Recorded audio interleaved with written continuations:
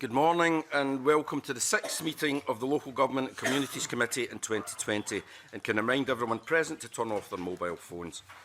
Agenda item 1 is consideration of whether to take agenda item 3 in private. Item 3 is consideration of evidence heard today on budget scrutiny. We all agreed? Thank you. That's agreed. Agenda item 2, the committee will take evidence on budget scrutiny 2020-21 from 2 panels today, with a particular focus on local government funding for next year. For today's first panel, I'd like to welcome Councillor Gail McGregor, spokesperson for Resources at COSLA, Vicky Bibby, Head of Resources COSLA, Jim Boyle, CIPFA, Scottish Directors of Finance Section, and David Robertson, Member of the Society of Local Authority Chief Executives. I want to thank you for your written submissions, and I invite Councillor McGregor to make a brief opening statement. Thank you very much, Convener, and thank you for having us back in front of your committee. We very much welcome the invitation today to discuss the evidence submitted jointly by COSLA, Solace and Directors of Finance. It presents a consolidated local government view of the Scottish Government's budget as it stands and the detrimental impact that we believe it will have across all our communities. The context in which we're operating is unchanged from when we came here in September, and growing demands on councils and the expectations of our citizens are unchanged. We have ongoing pressure on core budgets to deliver not only new policy priorities, but to transform and develop our digital services. We also have challenges around the fundamental structure of our budget. Whilst formal ring fencing in the legal sense accounts for around 8% of the budget, the reality is that just over 60% of councils' budgets are directed by Scottish Government policies, and this puts huge pressure on the core, which is left, and it's that area that can make the most significant difference to how our communities look and feel and the well-being of all of our individuals. The core is what helps undertake innovative preventative work, and we wrote to your committee after the last session with examples of this work across all of our councils. These challenges were also clearly articulated last September and formed the basis of this year's spending review lobbying document, Invest in Essential Services, which we launched in January. Our financial asks have been well documented, especially the £1 billion revenue on top of last year's base budget of £10.078 billion. But the document focuses on the benefits of investing in local government to achieve our shared priorities. It asks Scottish Government to recognise local government as a critical sphere of government and to acknowledge our unique role and reach in every community across Scotland. It's for all of our mutual benefits, and we believe that the budget as it stands does not do this, and it presents risks to our 4 priorities: inclusive economic growth, child poverty, well-being and climate change, and the risk to the fundamental sustainability of our communities. This year, we are not just concerned about revenue funding, but the budget sees significant reductions in capital. The knock-on effects of this for inclusive growth and addressing climate change are immeasurable at the moment. We need building projects that provide jobs, that provide training and apprenticeships, and we need capital funding that allows us to invest in infrastructure, plant and equipment that addresses our energy usage and emissions. Within this year's submissions, we have drawn on evidence from SPICE, Audit Scotland and the Local Government Benchmarking Framework, all to point to real challenges and the fact that it's getting harder every single year. Councils have done well treading water, but evidence is now revealing cracks, and whether it's increasing resilience or reliance rather on reserves or declining public satisfaction rates, these point to a situation that is no longer sustainable and is of real concern for councils and for our communities. And we'd be very happy to answer any questions that the committee has today. Thank you, Convener. Okay, thank you very much. The government say that you've received a real terms increase of £303 million. So why are you complaining about not having enough money? I'm not sure the £303 million is correct. I think the figure that they've actually quoted is £495 million as an increase in our revenue budget. That notwithstanding, we have £590 million worth of additional commitments from government. So we're already starting with a revenue deficit of £95 million. See these additional commitments? Mm-hmm. How many of these additional commitments do you disagree with, and how many of these would you not be putting in place anyway? None of them? Would you not be putting any of them in place? Convener, we have this dance every time I come to this Exactly. committee. I was going to replay last year's, but I thought, you know, just... Yeah, no, we are completely signed up to the new commitments. There's no disputing that local government is committed to early learning and childcare, that it is committed to social care, that it is committed to additional support needs in our schools.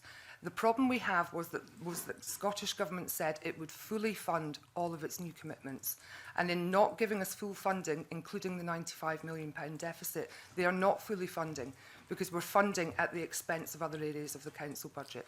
But if these are commitments that you're fully bought into, right, you'd have been wanting to do them anyway. So surely the money, the funding that's coming here is not, is extra money to that extent.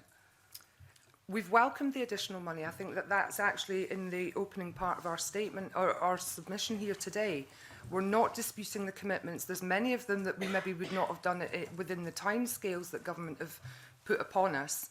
But the reality is that these are joint commitments with government that have been jointly agreed with government on the proviso that they would be fully funded, and they are not currently fully funded. We're £95 million short. I'm sure that the other partner in the stance would suggest otherwise, but okay. Sarah, would you like to come in as well? Yeah, just going to come in on the 95 million, because the brief you sent was very useful. There's the underfunding that you suggest.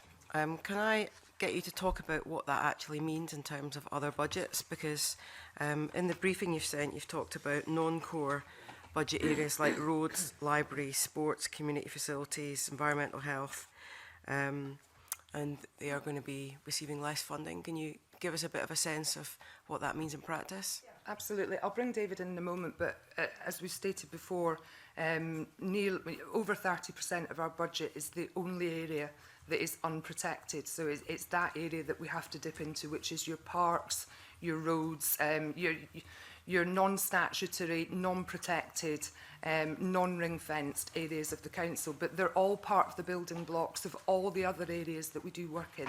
So, for instance, if we're serious about tackling climate change, one of the areas within councils that has been stripped out in recent years is the ability or having officers in those departments that are able to establish the feasibility studies and the projects that could help us to tackle climate change. It's areas like that that we've had to take the cuts from because so much of our budget is protected. But David, you could maybe give some more examples. Where I think this is really impacting is in terms of the quality of life services that the councils deliver on a day-to-day basis, and communities are really starting to notice the areas where we're having to take money out of the budget. It's areas like road repairs, potholes, street cleaning, waste collection, our parks, our grass cutting. All the things that communities really value are the areas where we're having to go to make reductions in terms of expenditure. We believe because of underfunding in terms of the core, so we're having to heavily prioritise new initiatives and statutory functions. And where we're going to in order to make those efficiencies is in terms of the quality of life services that really matter to local communities. Okay, can I pick up the climate change issue, because you just mentioned that, Councillor McGregor, that you have reduced the capacity in councils in terms of things like feasibility studies and projects. But when we had our discussion with the government last week in Finance Committee, one of the things the Finance Minister, now Cabinet Secretary, said was that there are dedicated budgets for investment in climate-related projects, such as community heat projects. So is that a disconnect there? How does that work if there's new money being allocated in capital that you can bid for but you don't have the staff? And what is the gearing up time in terms of going from an idea to an actual capital project? Yeah. My understanding is that the funding that has been allocated to the Low Carbon Fund, which councils would be able to bid into in the fullness of time, unfortunately it's not been developed in conjunction with local government, so we're not fully appraised of what it would involve. But it's about £500 million over 6 years. And the only money that will be released in the next financial year will be around about £5 million for feasibility studies. So it's actually a very small amount of money that local government will be able to bid into, if at all, presuming that it will be competing against other third sector organisations as well. So my understanding at the moment is that funding is not to be released this year. Okay, thanks. I'll come back to that. Or next year. Kenny? Yeah, I mean, I remember when I was in the Finance Committee, whenever a piece of legislation came in that was going to cost money for local government would always say it's going to cost this amount, and the Scottish Government would always cost this amount, and we'd probably end up with funding somewhere in the middle. In terms of the additional pressures that you're talking about, the £590 million, is that an agreed figure with the Scottish Government, or do they suggest that that comes to £495 million? Because I think it's important to try and see whether or not there is agreement on that particular issue, first of all. No, these are agreed figures that we have done a lot of joint work on. The early learning and childcare, for example, the teachers' pay. So there's no discrepancy about what those amounts are. So have the ministers explained to you where they believe you should find the £95 million from, which you're saying is short? No, that's the discussions we're currently having with government, that if there is no more money available to cover this shortfall, we need to move, the next stage is we need to move into discussions about what stops in terms of what local government provides, because a key example of that is early learning and childcare. That £201 million funding for 2021 is actually just taking you up from the £600 million to the 1,200 hours. The first £600 million is in core local government funding, and that's the bit that's going to be cut. So we need, if no more money comes out as part of this budget process, we need to have a discussion about how achievable is it to deliver on these new commitments, or if they are the priority, that we have a partnership approach to discussing what stops in terms of some of the points that David has highlighted. Okay. And we've had that discussion with government. Okay, well Gail talked about this dance that we have, and you know, I'm not going to shock you by asking the same questions asked in September and indeed the year before. You've seen the draft budget, so and given the fact that the police are asking for more money and everyone else is asking, for example, in justice and every other section is asking for more money, transport, etc., for example, as well. Where should the additional funding come from? This £95 million, because we're in a situation with the budget that we weren't in before. So, for example, last year the UK budget was before the Scottish budget, and so there was an element of consequentials. So the Scottish Government was able to increase funding for local government because of consequentials. There aren't any consequentials this year, so the Cabinet Secretary is saying there is no money, hidden behind the sofa like there has been, and to be magically kind of taken out of the top hat, as has happened in the last couple of years to assuage the Greens, if nothing else. So where should this additional funding come from? Because I always ask COSLA this question, whether it should be additional taxation, should it be from other budgets, and if so, which other budgets, or if it's taxation or additional powers, what? Yeah, as I say, I love these dances, but we are where we are. I think in respect of where the additional funding could come from, again, I've said this before, it's not in my gift to make decisions on behalf of a minority government. And I do say minority government because, of course, they're going to require another party to get their budget through, whether it be with full support or whether it be another party sitting on their hands. So I don't believe that they've got to this point in a budget process with no additional funding left to do negotiations with other parties. So I think that would be my starting gambit. As I say, I think as far as government priorities are concerned, I'm here to talk about local government's needs. But I would point towards things like international development funding, which are not devolved to the Scottish Parliament. I believe there's a sum of money in there for that particular work. We're able to prioritise and via money towards businesses that are going into administration with a couple of hundred jobs that are going to go or that are on the line, and they're able to plough fairly significant amounts of money into those. And I would just draw you to 10,000 full-time equivalents have been lost out of local government in the last 9 years. 33,000 workers in total have lost their jobs, and we don't get big packages like BiFab or Ferguson's or Michelin. Now, I'm not saying that that's not important. Of course it is, but it's down to government to prioritise where those job losses are more important, in my view. Well, I have to say, I think that's very helpful, actually, because I think that's further than you've went before in terms of trying to push us along alternatives. Because I think, I mean, I'm not, you know, we will be obviously asking the government if they do have any additional funding, because the cabinet, now cabinet secretary, excuse me, made it clear that they do actually, they don't actually have any additional funding. So I think it may be a moving from one pile to the other. And so if you're actually suggesting that that would be a way of actually trying to fund this, and whether or not that there is resources, then that's at least a step forward. But I do think it isn't. I do think COSLA would help itself if each year it said, you know, look, this is where we think the additional money should come. This is where the 95 million should come from. I really do think, because then we could make recommendations. Say, do you know what, that actually sounds pretty sensible. We actually do think that, given the impact on local employment and communities, etc., that might be a better way of spending money. So I think that's a tiptoe in the right direction. But the other thing as well, as Gail, you've said in previous months and years about additional a package of additional taxes and stuff like that, and powers for local government.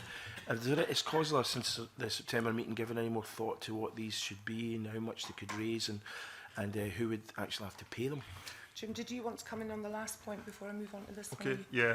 I mean, I think it's important the committee realises that this isn't just the COSLA evidence that's been presented this morning. Myself and David are here. We're at the coalface, can I maybe put it like that? So, sorry, I do appreciate it. So we are, although we work closely with our colleagues in COSLA, clearly, we're given the kind of practitioner's view, if you like. I think this is crucially important that the committee, the government and the parliament more widely appreciate this point about the headline numbers. I mean, we're not here to comment on the policy objective of early learning, childcare, teachers' pay and pensions, additional money for integration. These are all absolutely laudable aims. What we're here to do is to highlight the impact that is having, because they all come with spending commitments, and you might argue that one or two of them, free personal care uplift, living wage, local authorities would have to just deal with that through the ongoing budgeting. There are some of them that we simply couldn't do without that funding. Early learning and childcare, the quantum of that is just too great for. So I think, come back to the question that was asked earlier, about which of these would local government not do? And clearly some of them we couldn't do without that funding. But it's absolutely important to realise that the element of the core budget, so the other services, this isn't a new thing for us. The reduction the previous year was 147 million. And there were reductions to the years previous to that. So there's a cumulative impact here that, frankly, councils are finding it now almost impossible to manage. We produce efficiency statements each year. I think we, as Directors of Finance, would argue that we stop producing these because actually they are painting an inaccurate picture of the local government funding. They're kind of creating the impression that we can continue to manage this through efficiency. That cannot continue, and I would argue that to my colleagues in other councils, we don't produce these anymore. Made reference to the use of reserves. Audit Scotland highlighted that 26 out of the 32 councils have used reserves to balance budgets. That's not somewhere we as Directors of Finance want to go, because that's clearly unsustainable. But you can see 26 out of 32 haven't done it. I would be surprised if the number this time round is not greater, and that cannot continue because can only spend it once. So I think it's just symptomatic of the pressures, and you may think you hear this year after year, and you do, and I think you'll continue to hear it unless there's an addressing of the core, because these are key to underpinning some of these policy priorities, deliveries, and I think if the core is undermined to such an extent, then there's a danger that the policy priorities may not be able to be delivered. But I've still not heard from SEEP for SOS or indeed COSLA what additional funding streams could be made available. Well, I think on that, one thing an opposition party leads in finance will be very aware of this as well, because we've discussed it at length. It's looking at council's role within the wider health and wellbeing portfolio. Now, certainly councils deliver an awful lot of health and wellbeing initiatives, particularly in relation to social care, in relation to helping to improve delayed discharges, early intervention, prevention. So I think we are arguing that the council's role in the wider health agenda is incredibly important, and that some of the funding from that could be moved over into council's funds to assist with the wider health and wellbeing agenda. And that's certainly a discussion that we're having with the Health Minister as well, or the Cabinet Secretary for Health, because I think council's role in the wider health and wellbeing agenda is incredibly important. And we all know that health budgets are going to be protected. We all know that going forward over the next few years, health budgets are probably going to be heavily protected, and rightly so. So it's how we can work together with health to ensure that all the provisions that we have in place at council level that tie into our integrated joint boards and tie into better wellbeing for our communities, that money is better spent across the piece and isn't just kept in health. Again, that's very helpful, actually. I mean, that is helpful because because previously... We are trying. Vicky, you wanted to come in? Sorry. It was just to comment on your question about what councils are doing around raising of taxes, etc. COSLA, with support of Solace and Director of Finance, is engaged in a discussion with government around fiscal empowerment, because I think we too recognise this complete reliance on government grant is not sustainable, particularly the direction and where it's going, and we want to engage in a discussion that creates a much more sustainable funding framework for local government. So those discussions have started already. We're engaged in the council tax, and we've asked for that to be much wider, about a broader fiscal framework, and we hope to start those discussions very soon. There's a paper going to leaders this week on what COSLA's asks, particularly around that, would be. Whilst that is really good and that's the direction we want to go in, that won't impact on the 2021 budget. No changes will be brought about. But we are looking along to the longer term as well to try and address this cycle we are in. Okay, thanks for that. Thanks, Convener. Pick up on one point Councillor McGregor said. You talked about working closely with the health boards.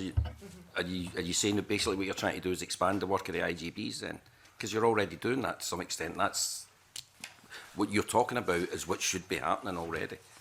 It should be happening, and it is happening. And as you know, the IJBs are progressing and evolving as we speak, and they're doing a really good job.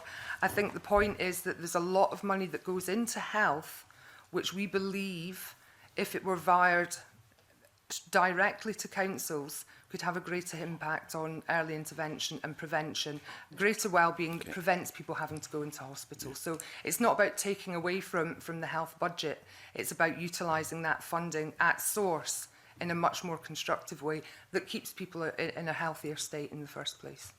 Vicky? And just to emphasise that point, wellbeing is not just delivered by the IGBs and the NHS. I think there's what we've tried to demonstrate in our essential services, there's a raft of core services that councils provide that help wellbeing, and we've touched upon social inclusion, networks, transport, parks, open spaces, and these are fundamental to the early intervention and prevention agenda. Good, thank you very much for that. Graham? Thanks. Just to kind of follow on from that, really, do you think that health tends to get funding at the expense of local government? I think the last thing anybody wants to do is pit any area, or any sector in Scotland against any other, particularly health. But I certainly think that they've had a protection of budgets, rightly so, and will continue to have a protection of budgets. It's how we utilise that funding and how we can utilise the core services and councils, which we know and can evidence will give greater outcomes for our communities. And some of that funding that does go directly to health could be of more benefit in councils, I believe. Okay. I've got a question which may be directed to Mr. Boyle and Mr. Robertson. You might know the answer, you might not know the answer. And it's to really find out where councils are in terms of their budgets. So if all councils are planning, and they might not be, but let's assume they're planning to increase council tax up to the maximum, where does that leave them? Are they all having to make cuts? Is it each and every one of them? Yeah, I mean, at this point, only one council has set its council tax for next year. Midlothian Council has done that. Councils more generally will be doing that over the next couple of weeks. Some councils have actually split the council tax setting meeting from their budget setting meeting because of the time scale and the Scottish draft budget and the local government finance settlement being finalised. I would be very surprised if there are any councils in Scotland who are not factoring a savings programme into the balancing of the budget for next year. Just in general conversation with colleagues across the country, they will all be having a savings programme to some degree or another.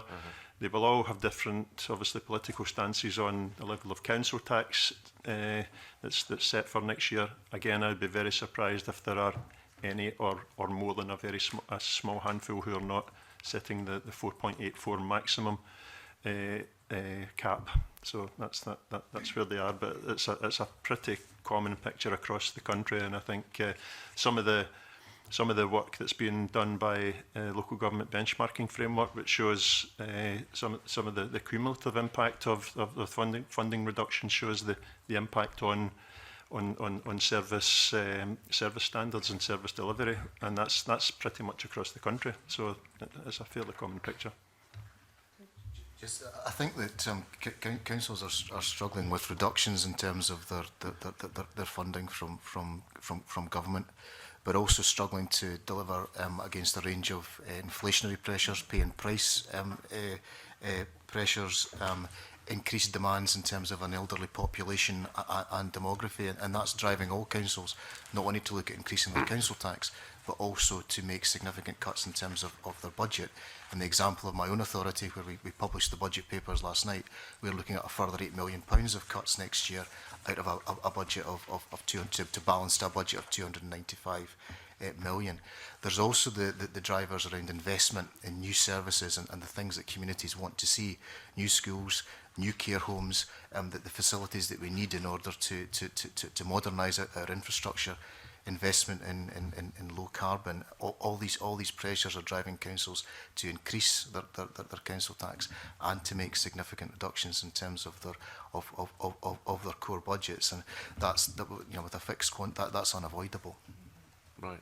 I think just to add to that as well, that David's touched on inflationary pressures. We have non-teaching staff, pay inflation, inflation on procurement, on buying, purchasing, staffing. None of that is factored into any of the figures that we're talking about in this document beyond our initial ask of £1 billion. So as an example, my council in Dumfries and Galloway was looking at £16 million worth of savings. If we do get that £95 million shortfall, that will only reduce that 16 million by 2.7 million. And then when you apply council tax on top of that, you're still looking at a £10 million saving, because we've not dealt with inflation or restoration or pay inflation or any of the other pressures. Right. This is what I wanted to explore a bit, because we've got this figure of 95 million from you. Mm-hmm. So, being the simple soul I am, I would think, well, if the government gives them 95 million, everything's okay. Yeah. But apparently, according to you, it's not okay. So how much is actually required? Is it more than 95 million? To cover inflation and the shortfall, just to enable us to stand still, not to be doing anything particularly exciting in respect of development and moving forward with digital agendas or climate change agendas, we'll need about 300 million. So extra. So councils are absorbing about £200 million worth of inflationary pressures just to stand still. Okay, so basically, if you get the 90, if Kate Forbes comes up with 95 million, there will still be cuts. Yes. In every single council. Yes. And whose fault is that? Is it council's fault? No. I mean, councils have dealt with 10 years of budgetary cuts, and we know we've been through austerity, and I'm not going to sit here and say that everybody's, councils taking a disproportionate cut to everybody else. They haven't. Of course, we've all dealt with austerity, but we're 10 years on. We know that the settlement coming from the UK government is an increase on previous years, and we're simply not seeing that, and we haven't even dipped into capital yet. I mean, we're looking at a 1% budget cut to revenue. We're looking at a 17% cut to our capital budget. So knowing that there is additional money coming to Scotland, it is mildly depressing to know that we're still very much in a cut situation. Chair, if I may just add, I mean, we are obviously making cuts, reductions, savings, call them what you want, but councils are also trying to heavily invest in transformation to modernise their services, to lower our carbon footprint, to basically make what we're doing more efficient through, for example, the use of technology. And all that investment also costs. So one of the reasons we're also making savings is so that we can invest in trying to improve public services against a very fixed quantum of resources. Okay, I'm not sure I'm any clearer on what you need and what you don't need. I just want to ask one more thing, if that's okay, Convener. Thanks very much. So last year there was an announcement of £1 billion to go towards the Learning Estates programme. Can you tell me if that's if that money's transpired and if it's enough to progress the programme or not? Okay, so we're a couple of years now into the programme for expansion of early years. So councils are rolling out over the 3-year period, the implementation period, in terms of the provision of additional services within our facilities, and in some cases the construction of new nursery facilities and the upgrade of a number.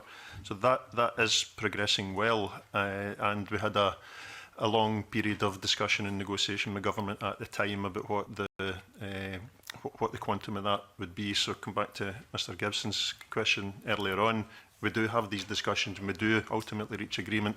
So in terms of the early years revenue side, that is progressing well.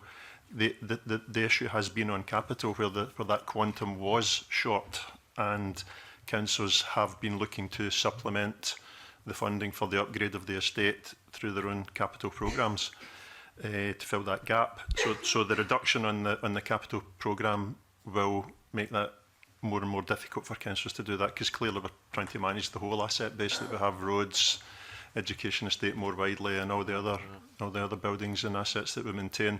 So there is a real pressure there. There had been a pressure anyway, and it's now been exacerbated by the reduction in the core capital.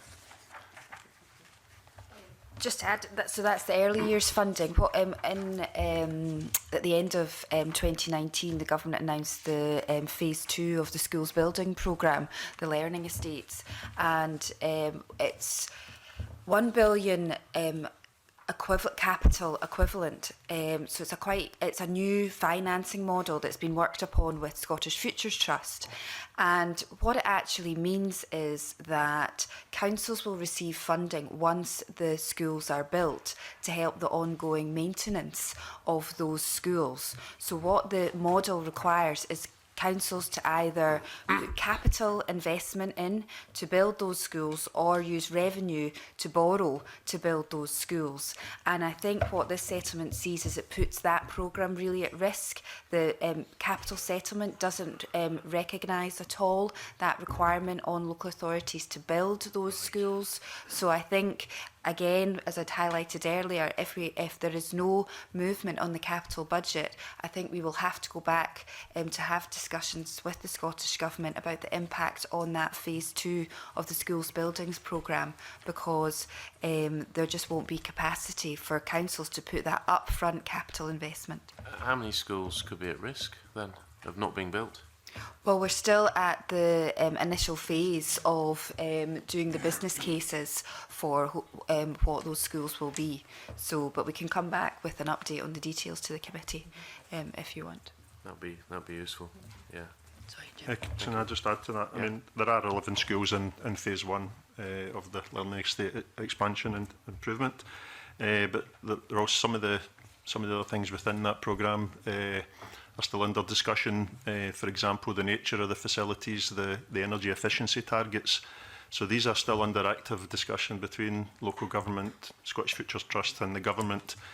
So there's still a lot of water to flow under the bridge yet before we can finalise the nature of these buildings and these assets. So it's as well as the funding model, I think the nature of the facilities themselves is still very much under discussion. Some of the challenges, some of the targets are quite challenging in terms of energy efficiency, and probably rightly so, but that comes at a cost, and I think we need to make sure that that element of it is fully funded. Okay, thank you. Andy, and then Alex. Slanda. Thank you very much, Convener. Welcome. I just want to follow up a couple of points you've made already before turning to some questions. You've said that you've bought into the £590 million commitments, those are joint commitments, and you said that you had an undertaking from the government that these would be fully funded. What form did that undertaking take?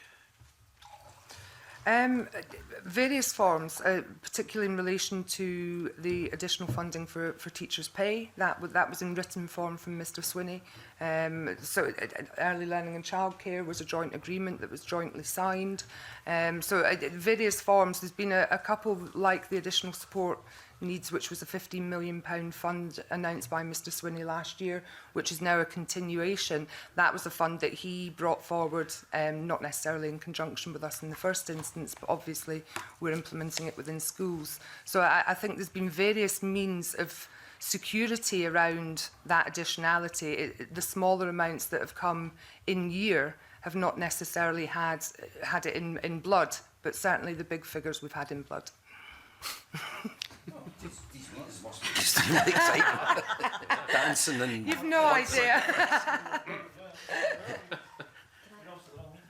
Yes, yes. Can I just, COSLA has been calling for clarity to a baseline budget, because it's very difficult to, in year, have an agreement about what is fully funded if you don't actually know have confirmation of what a baseline is against what you're comparing. And I think that's why we're getting into this discussion. Well, you've got more money, but you've got more commitments. So COSLA has been calling for an agreed baseline for local government, and then we could actually measure properly to see whether these new commitments are fully funded. So we... How are you being known with those calls for a baseline budget? So we make the plea every year, and I think you can maybe see by what we're seeing about the result is that we've not been that successful. Thank you. So the 590 million, it's fair to say then you have various types of commitments that these will be fully funded at various dates, but there's probably a gap for some of the smaller ones. I mean, are you going to the government and saying, look, this is a contract you've signed? This is a contract. This is... And hold them to it, because it seems to me that if you have those undertakings in various forms, that you simply say that whilst this is a joint agreement, you cannot deliver this 590 million unless there's 590 million. I think we've tried very hard to work in strong partnership with government on all of these schemes, because we understand the value of all of them, and I think the importance is that we do work constructively with government. As time goes on and as our budgets have continued to see cuts, we are now reaching a stage where we may have to sit down and have a very serious conversation about our joint agreements, and as you say, what we can continue to deliver on and what would be the priority to drop off the list. But it's also accurate to say that if anything did drop off that 590 million, that's not going to help you with the core. No, absolutely not. Well, it'll make a little bit of a difference, won't it? Because you're looking at additional commitments and cuts, and there's 95, so the 95 would come down a little bit. Yeah. I don't know where you could look on that list and say, what would we stop doing? Do we stop doing absolutely. Early learning and childcare? Do we stop paying our teachers more? Yeah. Of course we don't. The point is that when government makes commitments, particularly new commitments in year, which they promise will be fully funded, we expect them to honour that promise and make sure they are fully funded. And by taking it from another part of the council's budget to cover these new commitments, that to us is not in good faith fully funded. Okay, well, hopefully that can be part of the fiscal framework in the future. Hopefully. Some rules. Which I'm sure you'll be involved in. Mr Boyle. Can I just add potentially one caveat to what we've just said there? I mean, we do have discussions with government about what the funding of each of these policy expansions initiatives would be. But in terms of probably one of the bigger numbers there, the integrated authority ring fence funding, I would say that we're potentially significantly apart in terms of what is needed to fund that. I mean, when we came to the committee back in September, we spoke at length about the demographic challenge for social care, and I won't run over all of that again. But that is almost like a bottomless pit at the moment. So I think what is actually needed and what government has provided are probably reasonably far apart, because we've seen pressures on integrated boards' budgets up and down the country, which indicates that they are struggling to keep pace with that demographic challenge. So that is one I wouldn't like the committee to go away and think we've agreed a number. That is certainly will be helpful in terms of meeting that challenge, but it ain't going to close that gap and probably nowhere near it. So if you had a figure, what would you put in there? I can't answer that question because I can't speak for all of the other integration joint boards, but it would be something significantly north of that. I mean, it could be double or something like that. I mean, that potentially. Potentially, okay. Just looking at your briefing, where you talk about the shortfalls, you say no funding for inflation. In other words, the figures you're presenting here do not. There is no funding for inflation. There's no funding for restoration. You don't say anything in your document about demand. Now I can't recall whether you have a sort of an annual assessment of demand on services, or if that's just something you manage routinely. But can you say something about demand on local government services, and have you any assessment of the likely changes in the coming year? Yeah, I'll bring Vicky in a moment. I think demand is a massive issue, and it's one that is highlighted in our essential services document and our previous campaigns. Obviously, our mandate in negotiations this year came from leaders, and I suppose that some of the restoration would assist with an element of demand as well. But I think I'd steer you towards social care as an example. We know that social care is an absolute ticking time bomb. We know that demand and demand pressures within social care are going to continue to rise by around about 3.5% over the next 3 or 4 years. We know that demographic is growing over the next 10 years. And I think that we need to have a very serious discussion with government about how we manage social care going forward, because at the moment it really is in the remit of councils to do that. But we know we have a recruitment and retention crisis in that area as well. We're having challenges getting people into social care and retaining them. And obviously the pressures through the early learning and childcare agenda are putting even more pressure on social care staff as well. Because I think that the analogy that was given to me last year was that every single pupil leaving school in the borders would have to be going into childcare to cover the gap in the early learning and childcare agenda. So if they're coming out of other areas like social care, that is going to leave a massive gap in that area. So I think Vicky will have the technicals, but I think just from a practical councillor point of view, we really need to get a handle on social care, because the demand pressures of that are going to be significant going forward. And I would ask you as parliamentarians to work with us all to do that, because I think it's such a big agenda that involves us all as well. I think the last time we came and spoke to you, we talked about health and social care, and we spoke about the need to adopt a whole system approach to health and social care. Just specifically on that point, one of the key targets that are set for the health services are around delayed discharge. It's quite self-evident to us that the councils can't address delayed discharge unless we have the resources to put beds in the community and care home places and ensure that people can be got out of hospital as quickly as possible. And just to answer the specific question around demand, certainly in the borders, we're looking at building 2 new care homes in the next 5 years to respond to the increase in the elderly and very elderly over 85 population. That's an extra 120 beds that we're going to have to fund in terms of the system just to stand still. Andy, Sarah wanted to come in on this point. Sure. Okay. Yeah, I just want to come back in because you're right, we have discussed this at a previous committee meeting, and it does feel completely relevant in terms of IJBs, because we talked about the fact that a third of the senior staff had changed during the 2018-19 years. A third of the IJBs hadn't got a budget at the start of 2019-20.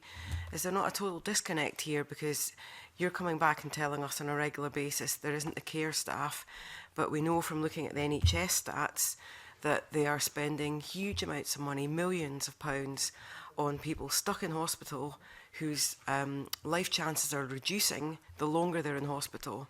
And that, so the budget for care homes, adaptations and care, and how that's actually put in place when people need it rather than 10 months later.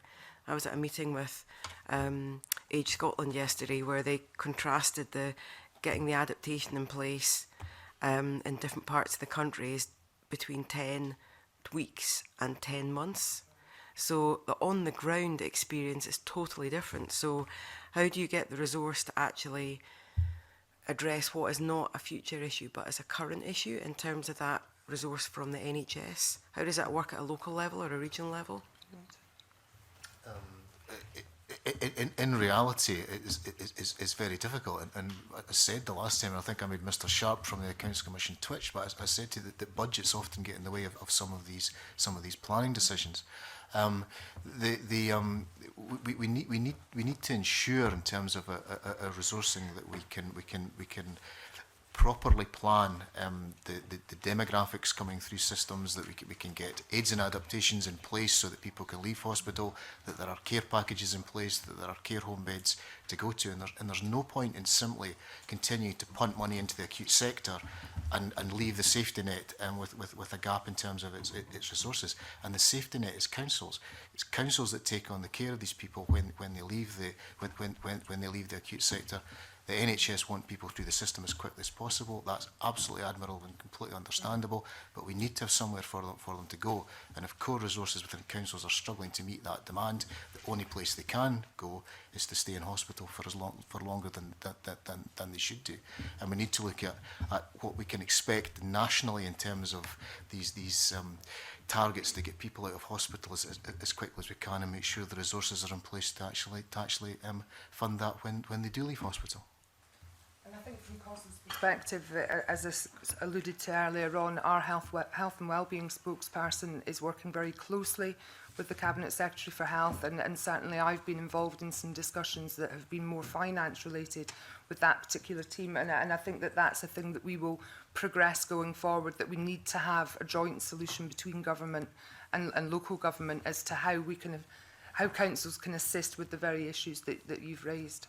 Yeah, I just raise it because we've got the discussion about the underfunding of core budgets, lack of progress in non-core budgets, which I started out with, but you've got a request for more money on care, which it's not a financial ask in the sense that it's completely systemic, but it's not going to happen with this budget, is it, in terms of addressing delayed discharge? I think we're moving towards it in this budget, but I think there's a lot more work to be done going forward as well. But I think the reality is that any additionality that does come from the health portfolio to councils will be quite rightly for specific areas in and around social care and delayed discharges. It's not going to help the problem that we have with the 95 million at the core anyway, because it will be there for a very specific and admirable purpose. But I think more importantly, that discussion needs to develop. Okay. Sorry, Jim, did you want to come in? So 3 substantive questions, and the first is on the settlement. The settlement that was issued to Chief Execs, Directors of Finance on the 6th of February says that the Local Government Finance Scotland Order will be presented to Parliament, scheduled the 19th of February. That's today. I'm not sure if it's on schedule or not. But it also says that the government expects local authorities to inform COSLA, and for COSLA in turn to inform the Scottish Government by no later than 14th February if they think there are any discrepancies. So can you confirm that you have confirmed to Government that there are no discrepancies? Or are there any discrepancies? So what we do at every settlement, because the settlement is quite complex, there's changes in indicators, we have that period that COSLA gathers all the questions and we feed them into the local government finance team. So we have done that, and we're still in ongoing discussion about having answers to some of those questions. Okay. It also goes on to say that the Minister of Public Finance and Digital Economy wrote to the COSLA President, copied to all council leaders on 6th February, confirming the package of measures. I've struggled to find that letter. I haven't got it. But one presumes that that letter, well, what does that letter actually say in terms of this settlement because previously it said things like this is conditional on teacher numbers, council tax caps. Can I take it in general terms? The letter was broadly along those lines. Yes, it is. Okay.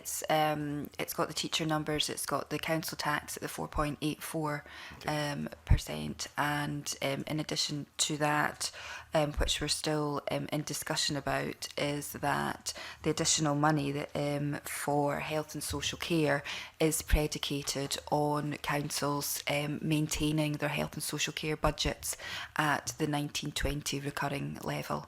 And we still need to get into detail about what that means, because for some councils they could have in 1920 put more money into that budget for transformation, spend to save, and had plans to have potentially a reduction. What does that mean in terms of if the 95 million sustains in terms of the reduction, that you can't take any money out? And it's again linking in with the previous conversation. It's not that any council would want to necessarily take money out of that area. There is significant demand in that area, but it's just that is set out in the letter, and we just need to get into the detail of what that means. But we've got a meeting with the Cabinet Secretary to do that.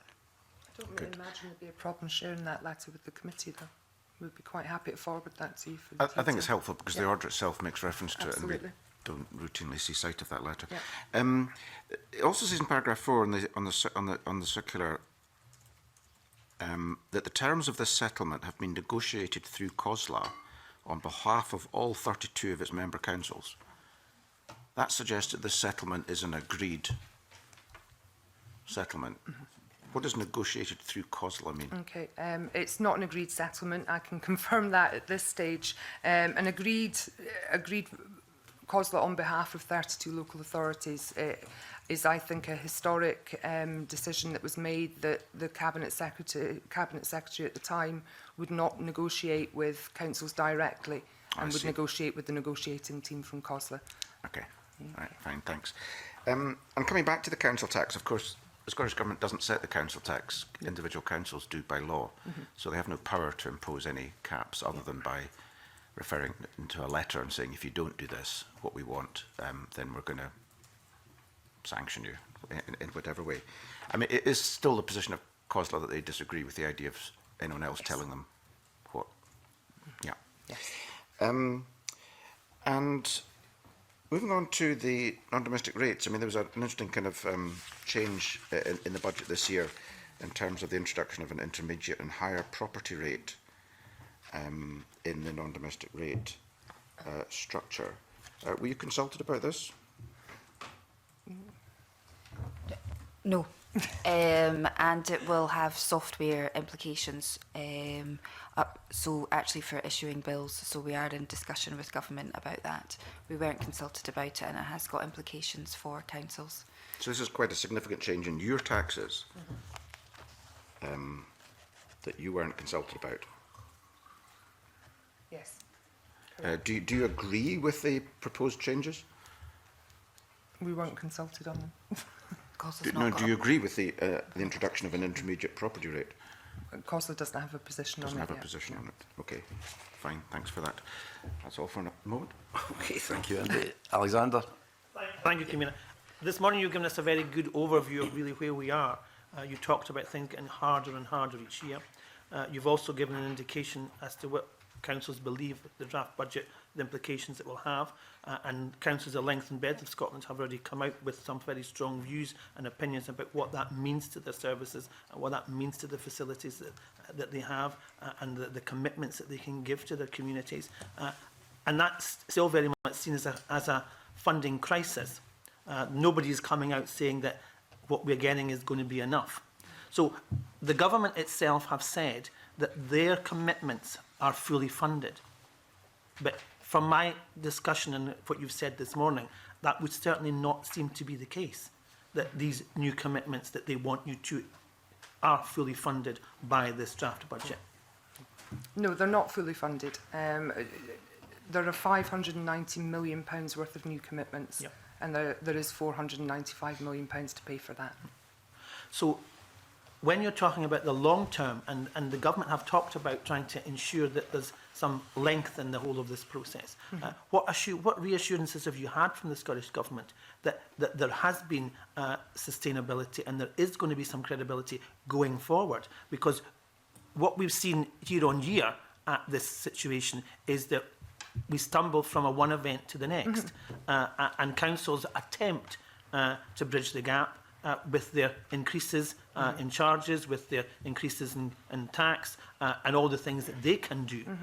But there is still going to be these major shortfalls, and unless there's that reassurance in the long term, then there will be, as the Accounts Commission have already indicated in the past, some councils who are in jeopardy.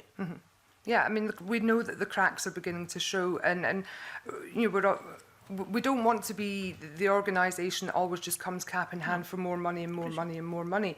But I think we've seen such a level of cuts over the last 10 years that are really having an impact in our core services at the heart of our communities.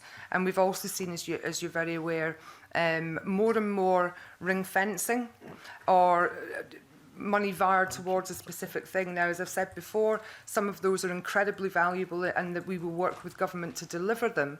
But government has stated repeatedly recently that we have 92% of control over where we spend our money in local councils. Legally, we do. There's only 8% that is legally that we have to deliver.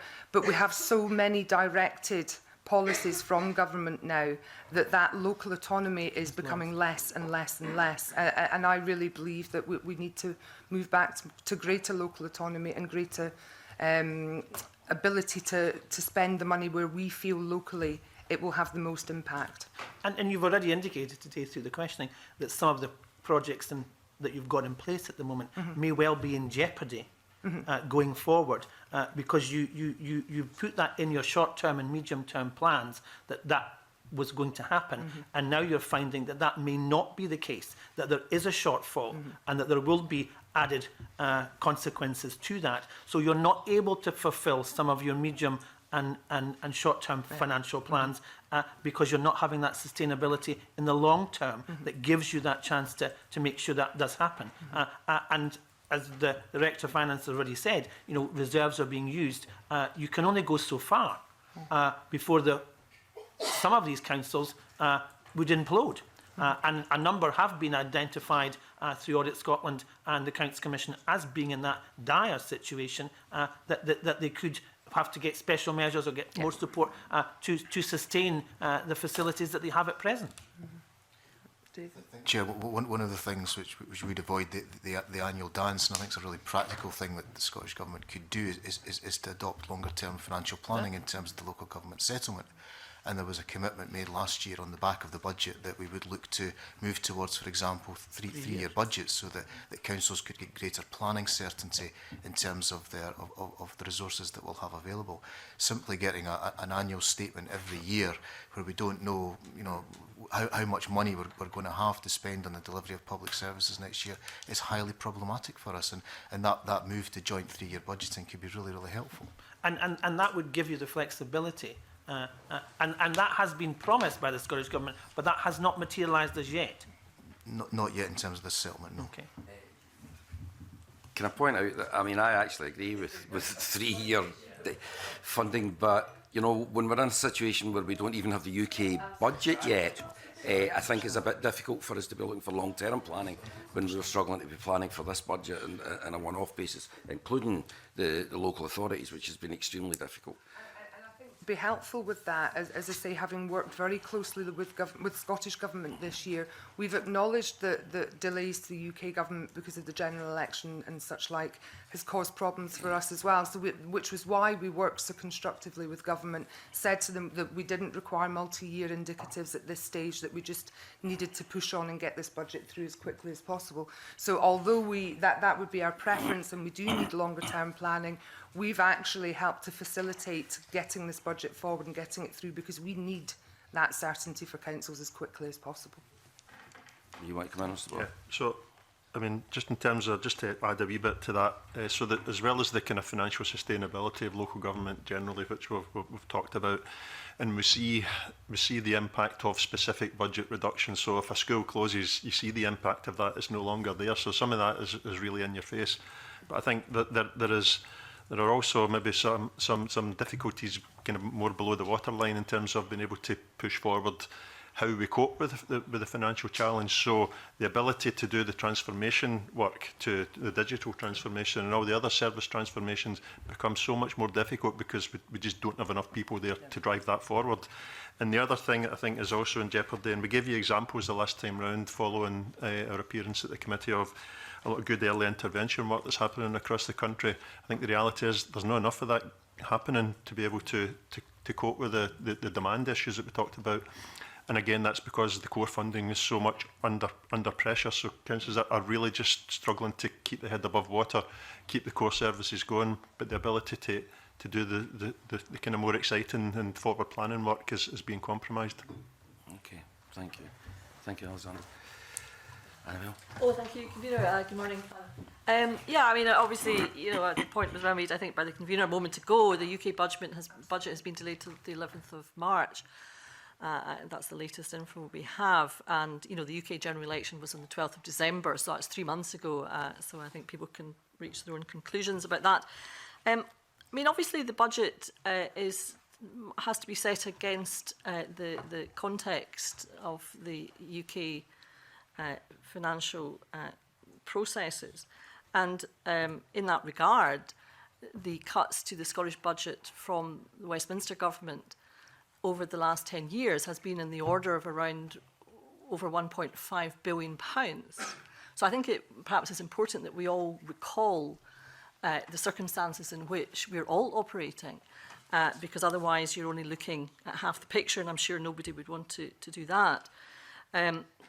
A wee while ago, Councillor McGregor referred to, in response to Kenny Gibson's question, if you want more money for local government, from where, for example?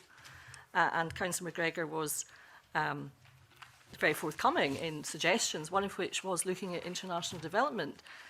I don't know, I mean, included in the international development budget would be things like furthering the very deep ties between Scotland and Malawi, the Scotland-Malawi partnership, all the fantastic work that does in primary schools, for example, throughout Scotland, or the Climate Justice Fund. I don't know if Councillor McGregor is seeking to cut money from that.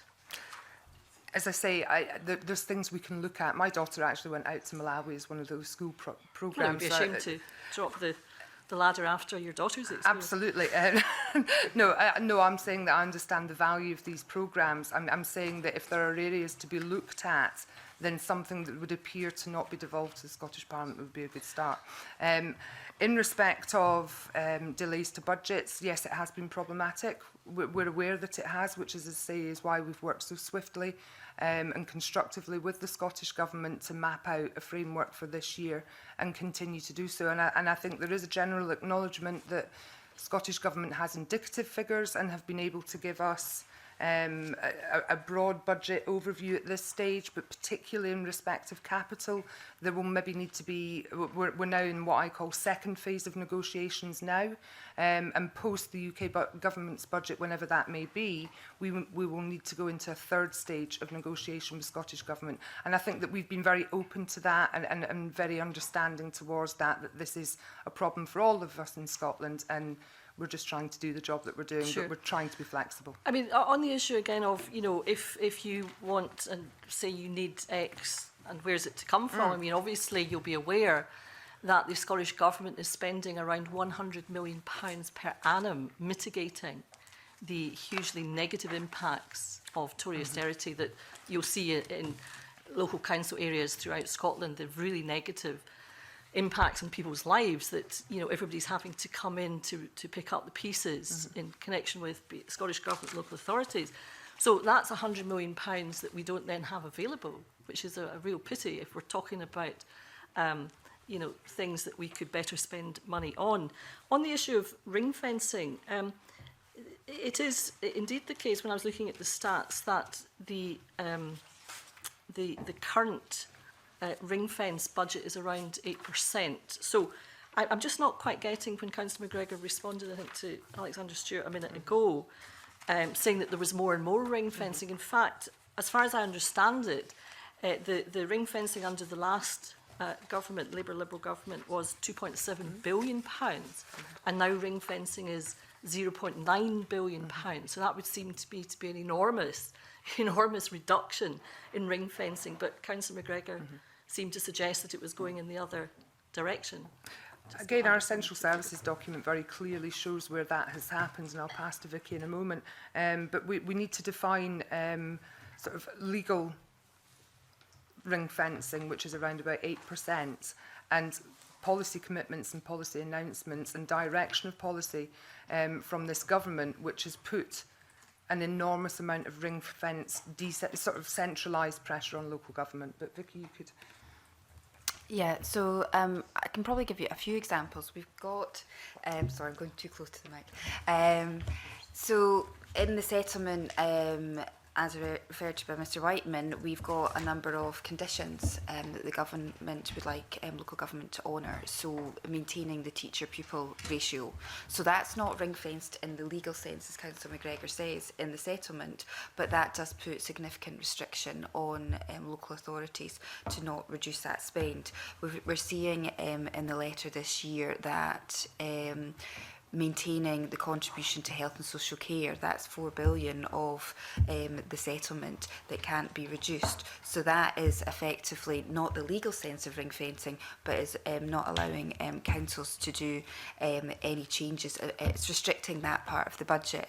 On a weekly basis, new funding options come across the teams, and it's good to have those negotiations with government, but small pots of funding for 5 million, 2 million initiatives here that require significant, to release that funding, require significant reporting back to Scottish Government on how that funding will be used. And we can absolutely understand if new funding is given to local government, the minister responsible wants to ensure they are getting something for that.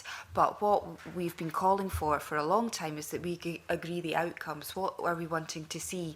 We have very much seen a retraction over the last few years going back into input measures and reporting on that funding. So increasingly the local government settlement is having those types of restrictions. We use the word ring fencing, but it's maybe not in the legal sense you're referring to, but in essence that's what it means in practice. Okay, well that was interesting, and the point you made, and I think because some of this conversation is sounding quite familiar, I'm sure, to everybody, in terms of our annual dance, as it was described from last year. I mean, obviously, I would make the point again that you know, education is a core service, social care is a core service, and so we go round in circles. The reporting back issue is an interesting one, and I'm sure you will be actively pursuing that point with the Scottish Government. Obviously, we want, I would have thought, to minimise to the extent possible bureaucracy that takes up people's time and ensure that we can monitor outcomes, but in a way that makes sense for everybody concerned. On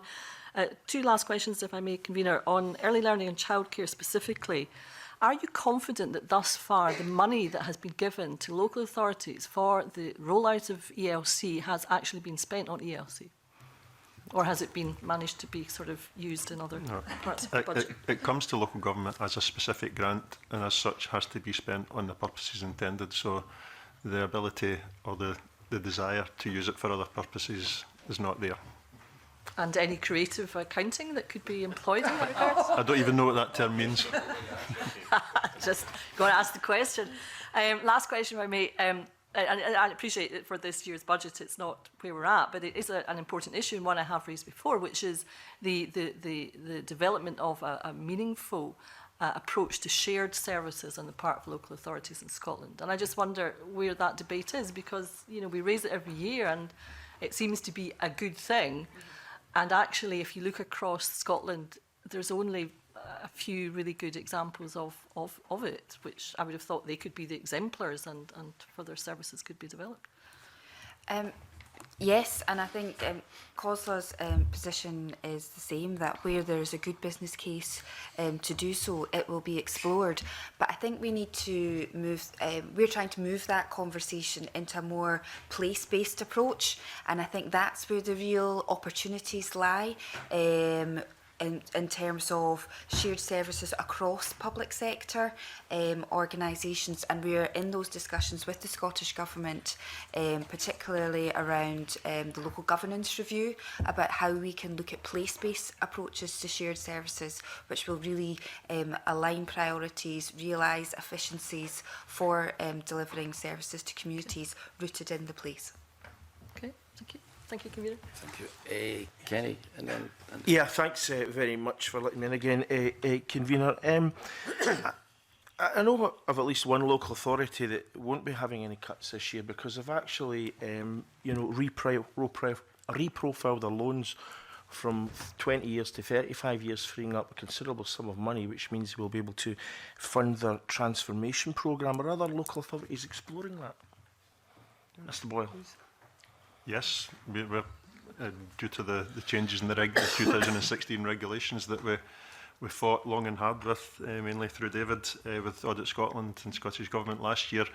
Most councils will be exploring that. My own council, we're doing that as well. So I think that's an opportunity that's available to all councils, and we will be exploring that. And it will vary from council to council what the potential savings that can be freed up from that are, but it's very much actively being pursued. And what will that be able to deliver for an average size local authority?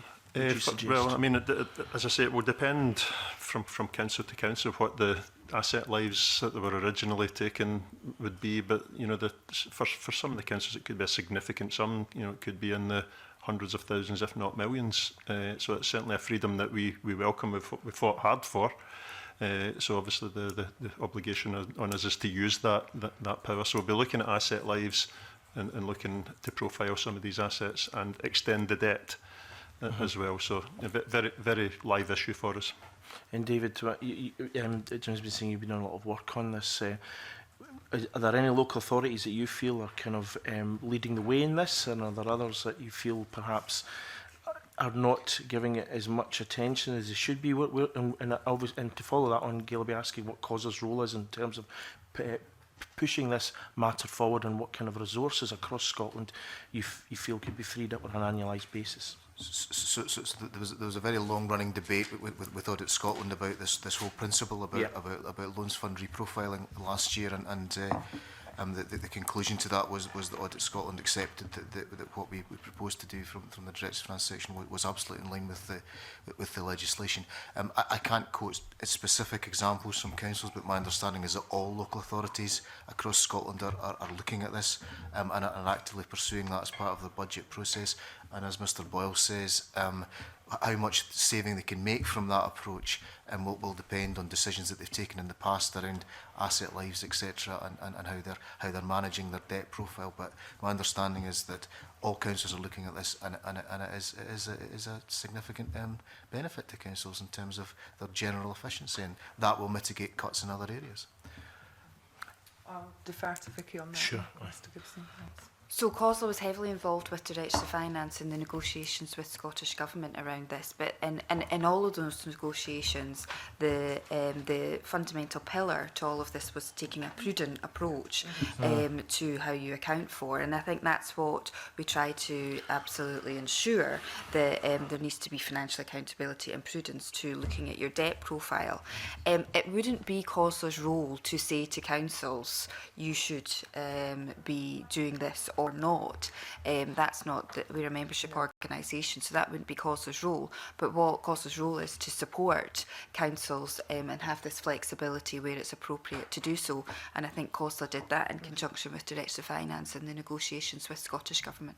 Yeah, I mean, surely though, it's, you know, if local authorities are doing this and doing this successfully, freeing up millions of pounds in order to fund the transformation programme, then that's something that COSLA might want to highlight to members that are perhaps a little more cautious in taking that forward. Would that not be the case? Because what we're doing is we've spent the whole time talking about, you know, the shortage of money that local authorities have, and yet this is a potential source to enable transformation to take place, to in order, Gail touched on prevention earlier on, to in order to deliver preventative, you know, strategies and make local authorities more efficient in the long run. Absolutely, but hopefully what we've highlighted to you today is there's more, councils have to make savings well and above the grant cut that they're experiencing because of inflation, demand for services and transformation of services. So councils in conjunction with the Proven Service and professional associations are continually looking at innovative ways to support that work. Councils have to, given the budget gaps. There's a difference between a cut to the local government settlement. The budget gap, as hopefully we've covered today, is a lot bigger than that. So we need to play, local government needs to play in all these various elements, and they are. Okay, thank you. Liam, you wanted to come in on this, and then Andy. Unusually, I'm going to ask Mr Gibson a little question because I didn't quite catch him. You said that there was one council that because of this reprofiling, isn't having to make cuts, and I didn't catch the name of the council. I did mention the name of the council. You didn't? Yeah, I didn't mention the name. I'm happy to mention it if you like. Clackmannanshire, I understand. Clackmannanshire. So, Mr Boyle, would you accept that's the case, that Clackmannanshire, because of this, is not having to make cuts? I don't know the detail of Clackmannanshire Council's budget, so I can't comment on that. Well, just in your earlier answer to me, you suggested that all councils were having to make cuts. If Mr Gibson's right, that's not the case. I suggested that I would be surprised if there were more than a small handful of councils not having to make cuts. Okay. And so I don't know the detail of Clackmannanshire Council's budget, so I can't comment on that. And they have reprofiled, and it's because of this reprofiling work that's been done, but they haven't set their budget, so I can't say for certain if that is the case, but understand that with the discussions that are ongoing, that's a possibility. The committee assurance that any Director of Finance who has an opportunity to make a significant contribution to closing their budget gap through looking at the Loans Fund reprofiling exercise will be seizing that with both hands, but it will not be the solution to closing the budget gap. It will help, but it will not go anywhere near closing gaps, so that's just an assurance. I think the other point to make is, it was actually mentioned by Mr Boyle, is that each local authority has got a different asset base, and so it will impact on each local authority differently if they go down this road, but it's certainly a significant way forward, I believe, in terms of being able to help local authorities going forward. Very helpful example. Okay, any other contributions can we make them kind of brief, please, Andy? Yes, thanks. I just wanted to give you the opportunity of commenting on the how discussions are going with government on the local governance review, the fiscal framework, council tax reform, the possible repatriation of non-domestic rates. There's a whole package of potential reform there. Hopefully, some or all of which will get us to a better and rather more sustainable, longer-term financial planning situation. I mean, can you say something about how confident you are that those talks are progressing, and you're going to come out within 2-3 years' time with a refreshed approach to local government finance? Well, I sincerely hope so. We've made very slow progress, as you're aware, over the last couple of years.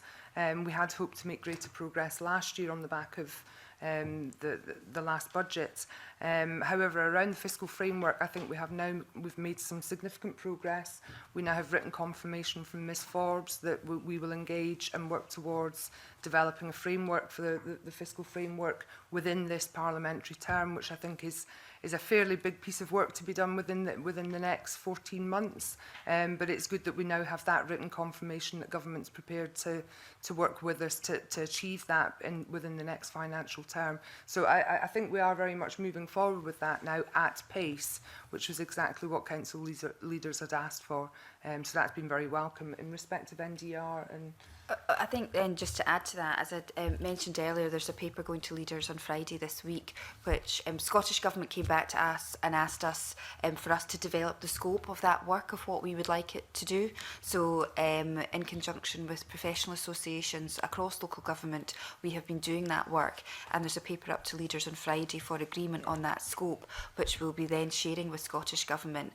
But like we've approached the council tax, COSLA would like to do that on a cross-party basis as well. So I think we'd also be happy to, if approved on Friday, share that with the committee, the scope of that. It's quite ambitious. It's got different layers to it around what a rules-based framework would be for base and the core that we've talked about today, what the package of taxation could be, and what innovation element could be allowed. But I think the key point is how we ensure all of these knit together and we're not just looking at elements in isolation.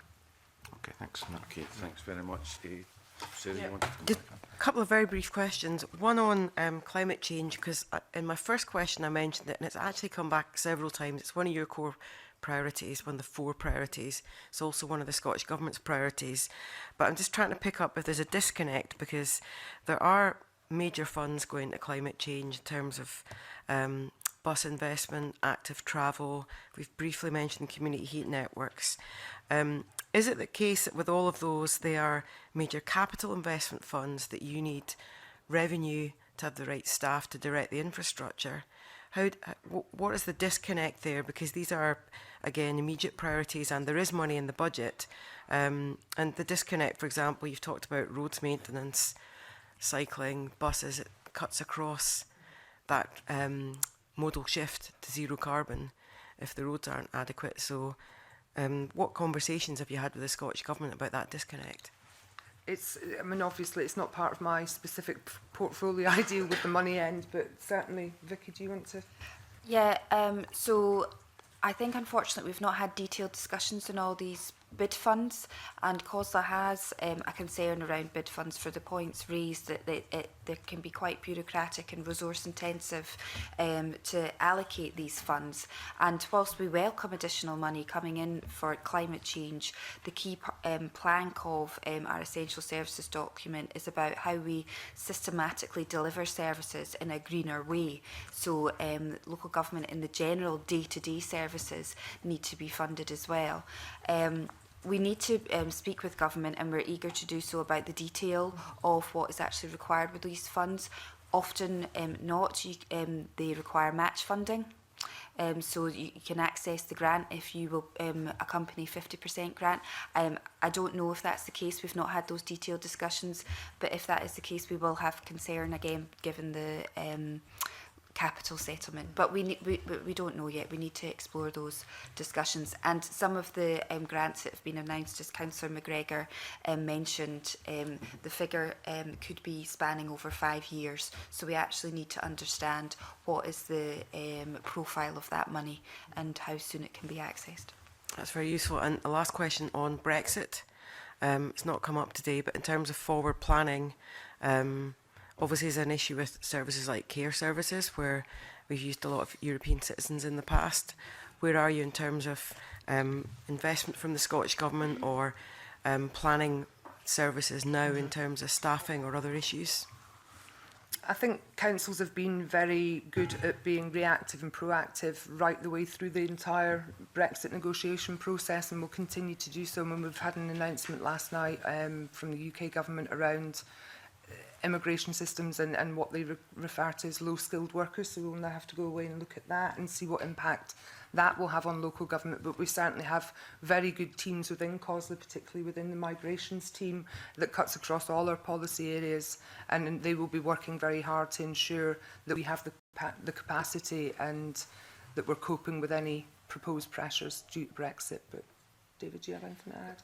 Only to note at a local level that we're acutely aware of the impact that Brexit may have in terms of, for example, care workers, and that is an active part of our workforce planning. So we've identified, European nationals living in the area, whether they're involved in the care sector, and are actively planning our workforce arrangements on the back of potential issues which may emerge there. Thanks. Right, thank you very much. Can I just finish off? Andy touched on it just earlier now, but you get any update in the progress of the local governance review, particularly in relation to any devolution or revenue raising powers to the councils? So there's three elements to the local governance review. There's community empowerment, functional empowerment, and the third element is that fiscal empowerment. So the fiscal framework and the fiscal empowerment work that I just talked about is feeding in directly to that local governance review. So I hope to be able to provide an update depending on where leaders go on that. Okay, and then the other two strands, They're still under.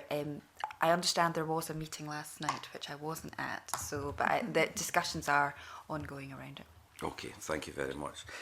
Can I thank you all for attending? That was very useful as always. Enjoyed the dance. I now suspend briefly for a witness changeover. Thank you.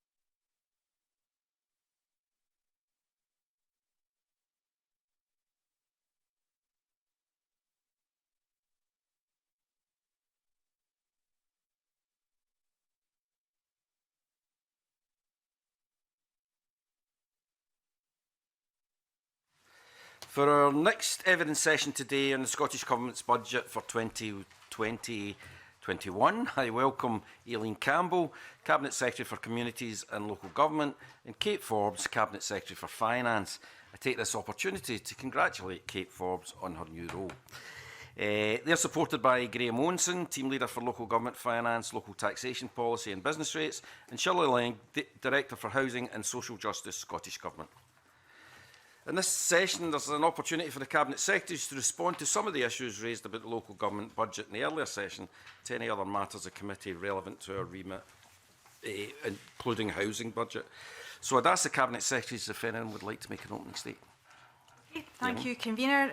Thank you for inviting me to the committee today. And as you said, I'm pleased to be here alongside the Cabinet Secretary for Finance and supported by Shirley Lane and Graham Owenson. And despite the challenges the Scottish Government has faced in being able to set out this draft budget, we've managed to secure significant investment for the communities and local government portfolio so that we can maintain our focus on creating a fairer Scotland, tackling inequality and reducing child poverty, ensuring the provision of accessible, affordable, energy-efficient housing and promoting community empowerment.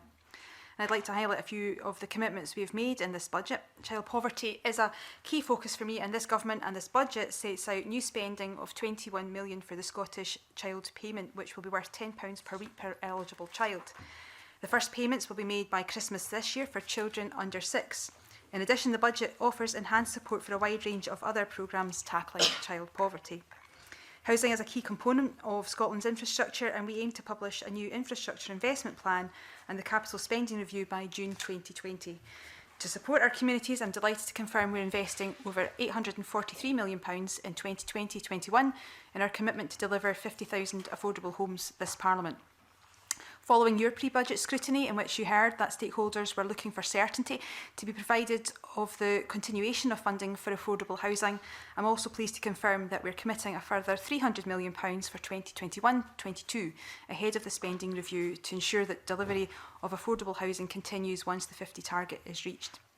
Regeneration spending is also increasing, with an additional £5 million being invested in the Regeneration Capital Grant Fund, which is managed jointly by the Scottish Government and COSLA, restoring RCGF spend to £25 million in 2020-21. And there's been a major increase in funding to support our efforts to tackle fuel poverty and improve the energy efficiency of Scotland's homes, with £18 million of support provided through the Climate Emergency Package, alongside £119 million for our existing programmes. I've also increased the planning and building standards budget line to ensure we learn lessons from the Grenfell tragedy and implement the changes needed to support the implementation of the Planning Scotland Act and the development of our 4th National Planning Framework. This will be aligned with wider infrastructure investment programmes for long-term sustainable development and set out our long-term planning response to the global climate emergency. So that's a brief summary from my perspective, and I, again, look forward to your questions and pass over to Kate Forbes. Thanks very much. I've just got a few comments to make, largely to do with the context in which we find ourselves in terms of the finances, but also in terms of timescales around the budget process, because I think it's important to set the context of the budget challenges and obstacles that we face in that wider context. So, as committee members know, from 2010-2011 to 2020-21, Scotland's discretionary resource budget, in terms of the money being spent on day-to-day services, is 2.8% or £840 million lower in real terms. And after removing the uplift in health funding, our fiscal resource budget allocation in 2020-21 is lower in real terms than it was last year. But in coming to our decision to announce the Scottish budget in advance of the UK Government's budget and before the outcome of those budget discussions are known, we have listened to the representations of COSLA on behalf of local government in terms of the damaging impact any further delay would have had on their ability to set budgets.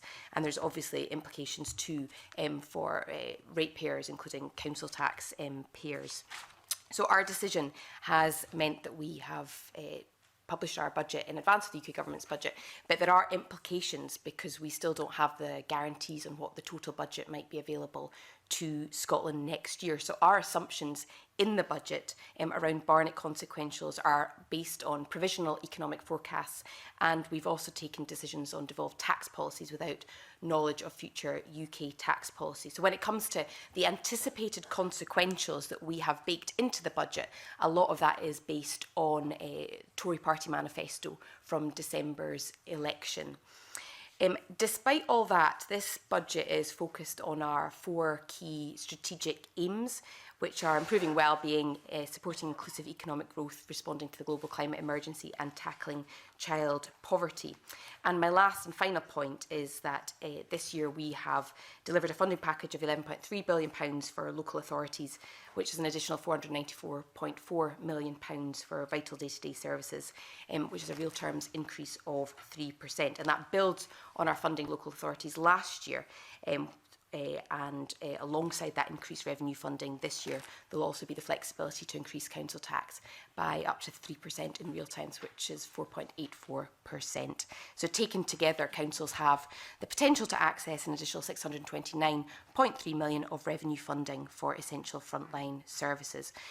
The Scottish budget, as it stands, allocates every penny. It deploys all the revenue and capital that we have available to us. It makes assumptions on the basis of anticipated consequentials in doing that, and I hope that gives a helpful summary of some of the uncertainties with timescales and funding, but also our approach in endeavouring to provide additional certainty to local authorities. Thank you for that. Can I start off by saying I'm delighted to see that the letter of 31st of October had some impact on what the Cabinet Secretary has put in the budget, but you've just heard from, well, you may have heard from our previous witnesses where you are saying that there is an increase in budget. COSLA and Solace are saying that there's a shortfall in the budget. Can you sort of try and square that circle for us? Yeah, I'm sure that you don't all have your budget documents, but the key table in this regard is on page 81, so 6.14 and 6.15.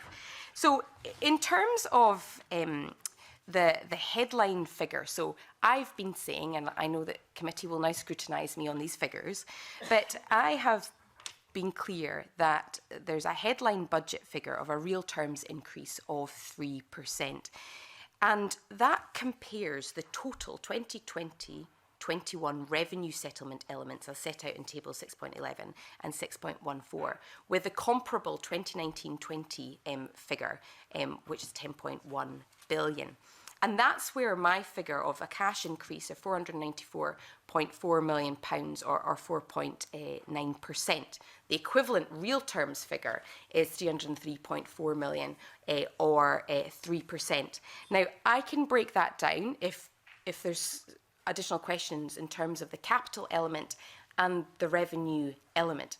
But I know that COSLA's position is around the 95 million. But the figures that I have cited are based on the overall funding available in terms of revenue to local authorities this year versus last year. What do you make of the 95 million claim from COSLA then? Well, I think that we have increased local authorities' budget in cash and real terms, and that's clear from the figures.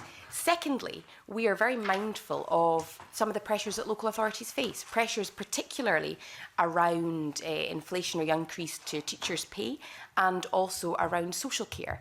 And we have funded our commitments in that regard. So there is a support for teachers' pay, support for teachers' pensions. We're funding commitments on early learning and childcare.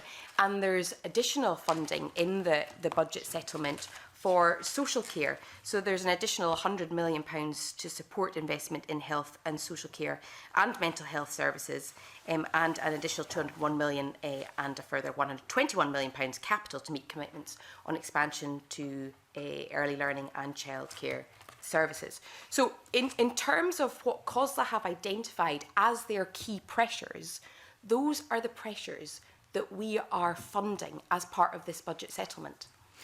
Okay.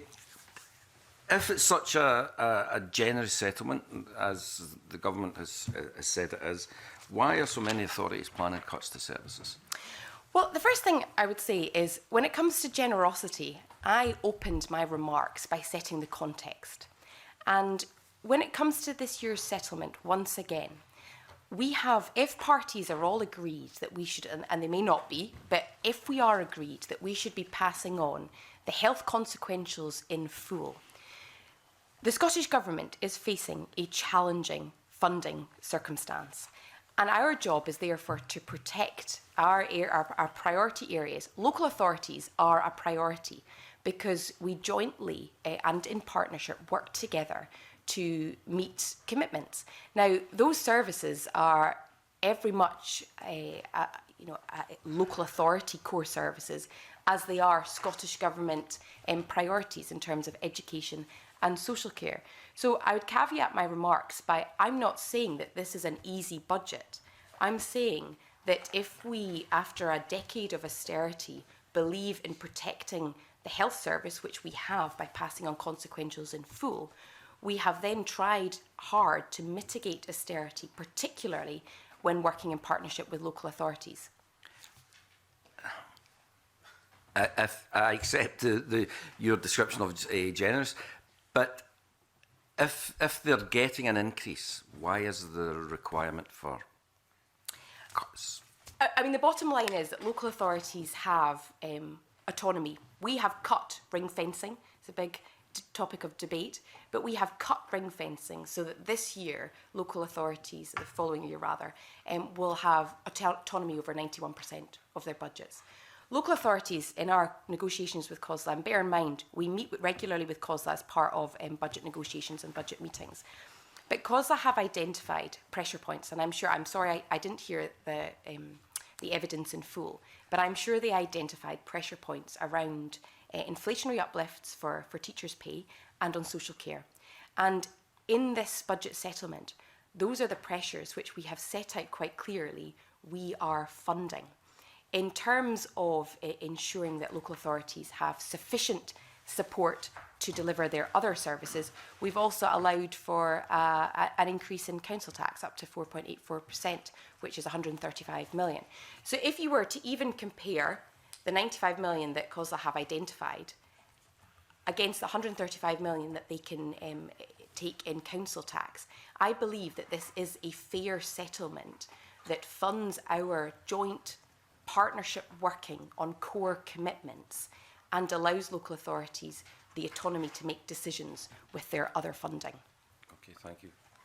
Cabinet Secretary, you want to come in? Maybe just to add further to that context, I think both ourselves and local authorities want to tackle, for instance, child poverty. We're both aligned to the National Performance Framework, and if we're having to continue to mitigate 10 years of austerity and mitigate the worst impacts of welfare reform and austerity, then the money that we both collectively spend, ourselves and local government, in doing that, imagine what we could do if we didn't have to mitigate some of those decisions that have been taken elsewhere by another government.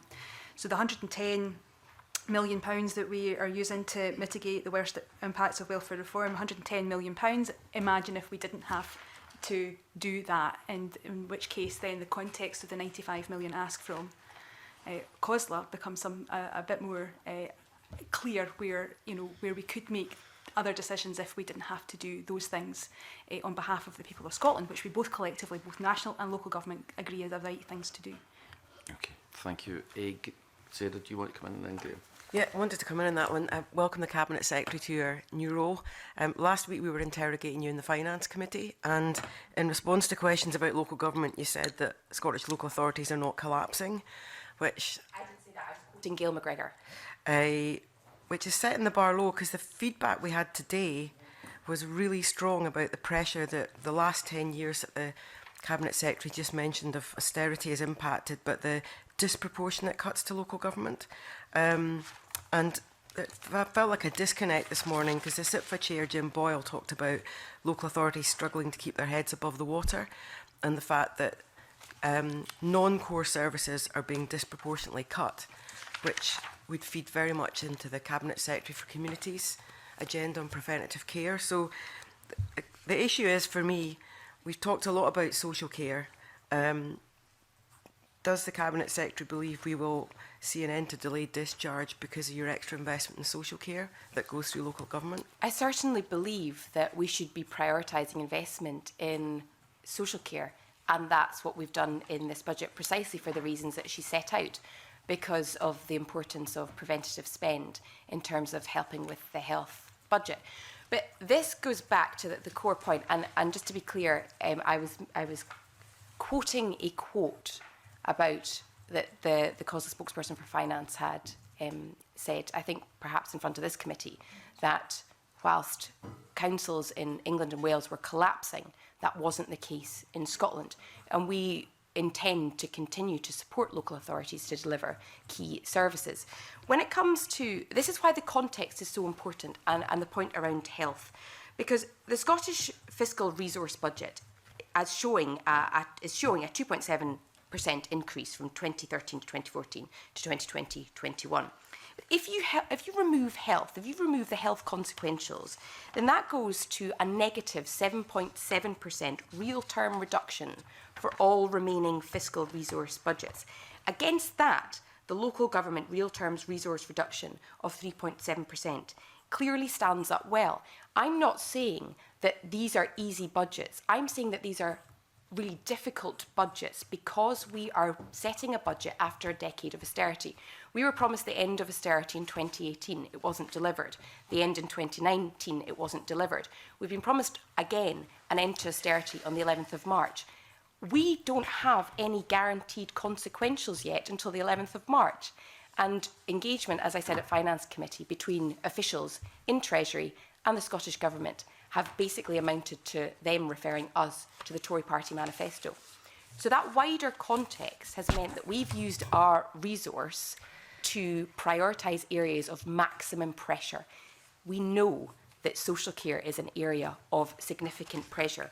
And in this year's budget, again, we have built on the total transferred from the health portfolio to support health and social care integration to £811 million next year.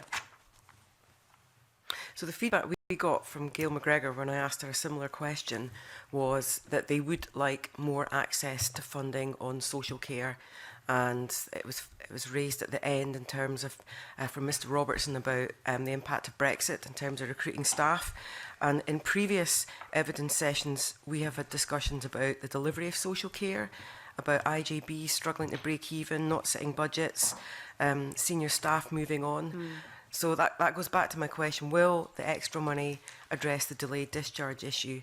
And the point Gail McGregor made was that more resource is needed for local authorities to fund social care because of increasing demands. And that was a point that was well made by COSLA during negotiations. And I guess I keep going back to pointing to that 100 million of transfer from health to local government to deal precisely with that issue, because we recognise that it's an area of pressure. And at a time where, you know, I think we're all agreed we want to continue to fund our health service and taking record funding through again next year, there's clearly an important role in supporting local authorities through the integration in joint boards to play their role. And that transfer of 100 million this year from health to social care endeavours to deal with that. And my hope would very sincerely be that it does reduce delayed discharge. So what outputs have been discussed so that you can expect that to actually be delivered across the country? I mean, that's more a question about for health, because it's joint work with health, but I don't know if Aileen has.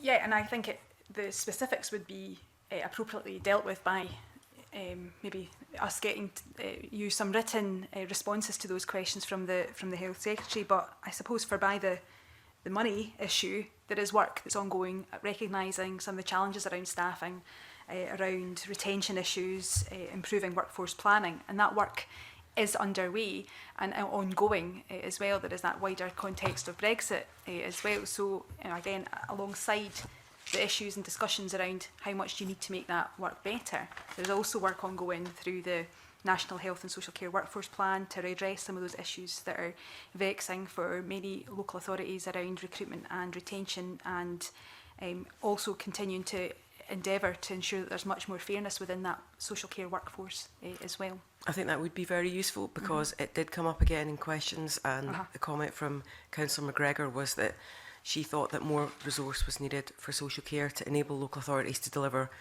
on the demand that they've currently got.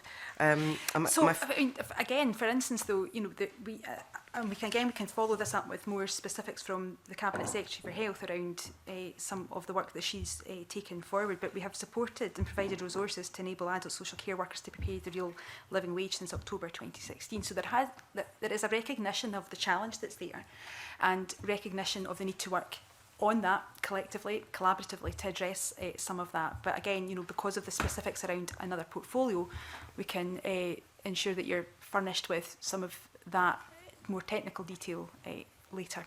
Yeah, thanks very much. And the follow-up question is about non-core investment, because that was one of the things that also came out very clearly this morning in terms of cuts to non-core elements of the budget, libraries, sport, community facilities, environmental health, all the preventative investment that we are seeking in our communities. And it came across strongly this morning in COSLA as evidence that you had a legacy of cuts there, but that this budget was going to see yet more cuts. And I was wondering the extent to which you as Communities Minister are concerned, because you're rightly putting poverty reduction as one of the priorities, and yet that would undermine that community resilience that is at the heart of that. So again, Kate has outlined the day-to-day increase for local governments on their spending capabilities, and local authorities will be able to take their priorities and apply them where they think that is best felt. We have, for instance, on environmental health, worked pretty closely with COSLA alongside the Cabinet Secretary for the Rural Economy on issues like environmental health, because of the pressing concerns that we have around what would the impact be of Brexit, what's the situation, what's the landscape post-Brexit.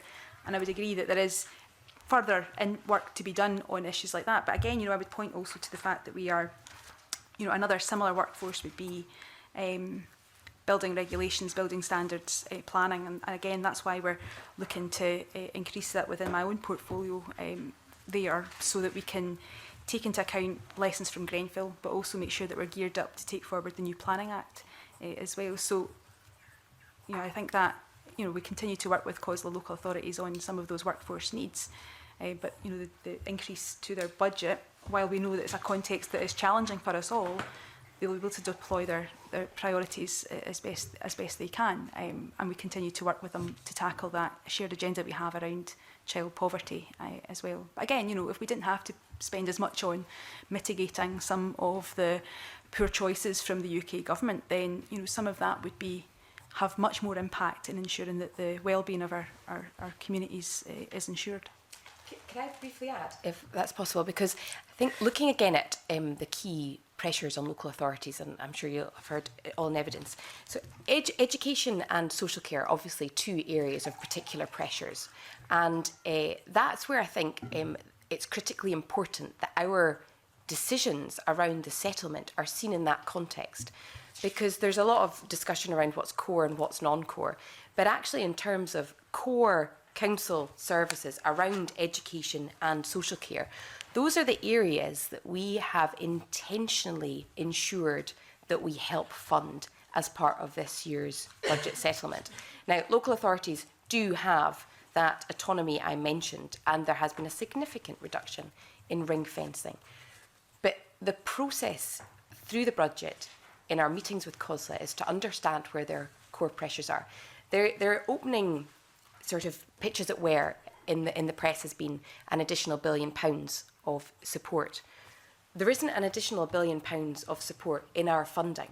So what we have then decided to do is, with the funding that we have, to meet the most significant pressures, we have prioritised investment in education and social care, which is where they're seeing the biggest pressures. It goes back to the convener's first question about cuts. I know in my own local authority there are cuts being looked at, and in the region that I represent, in terms of music tuition, education cuts. So even in core protected areas, there will be cuts coming through our local councils. So it is a very challenging time for them.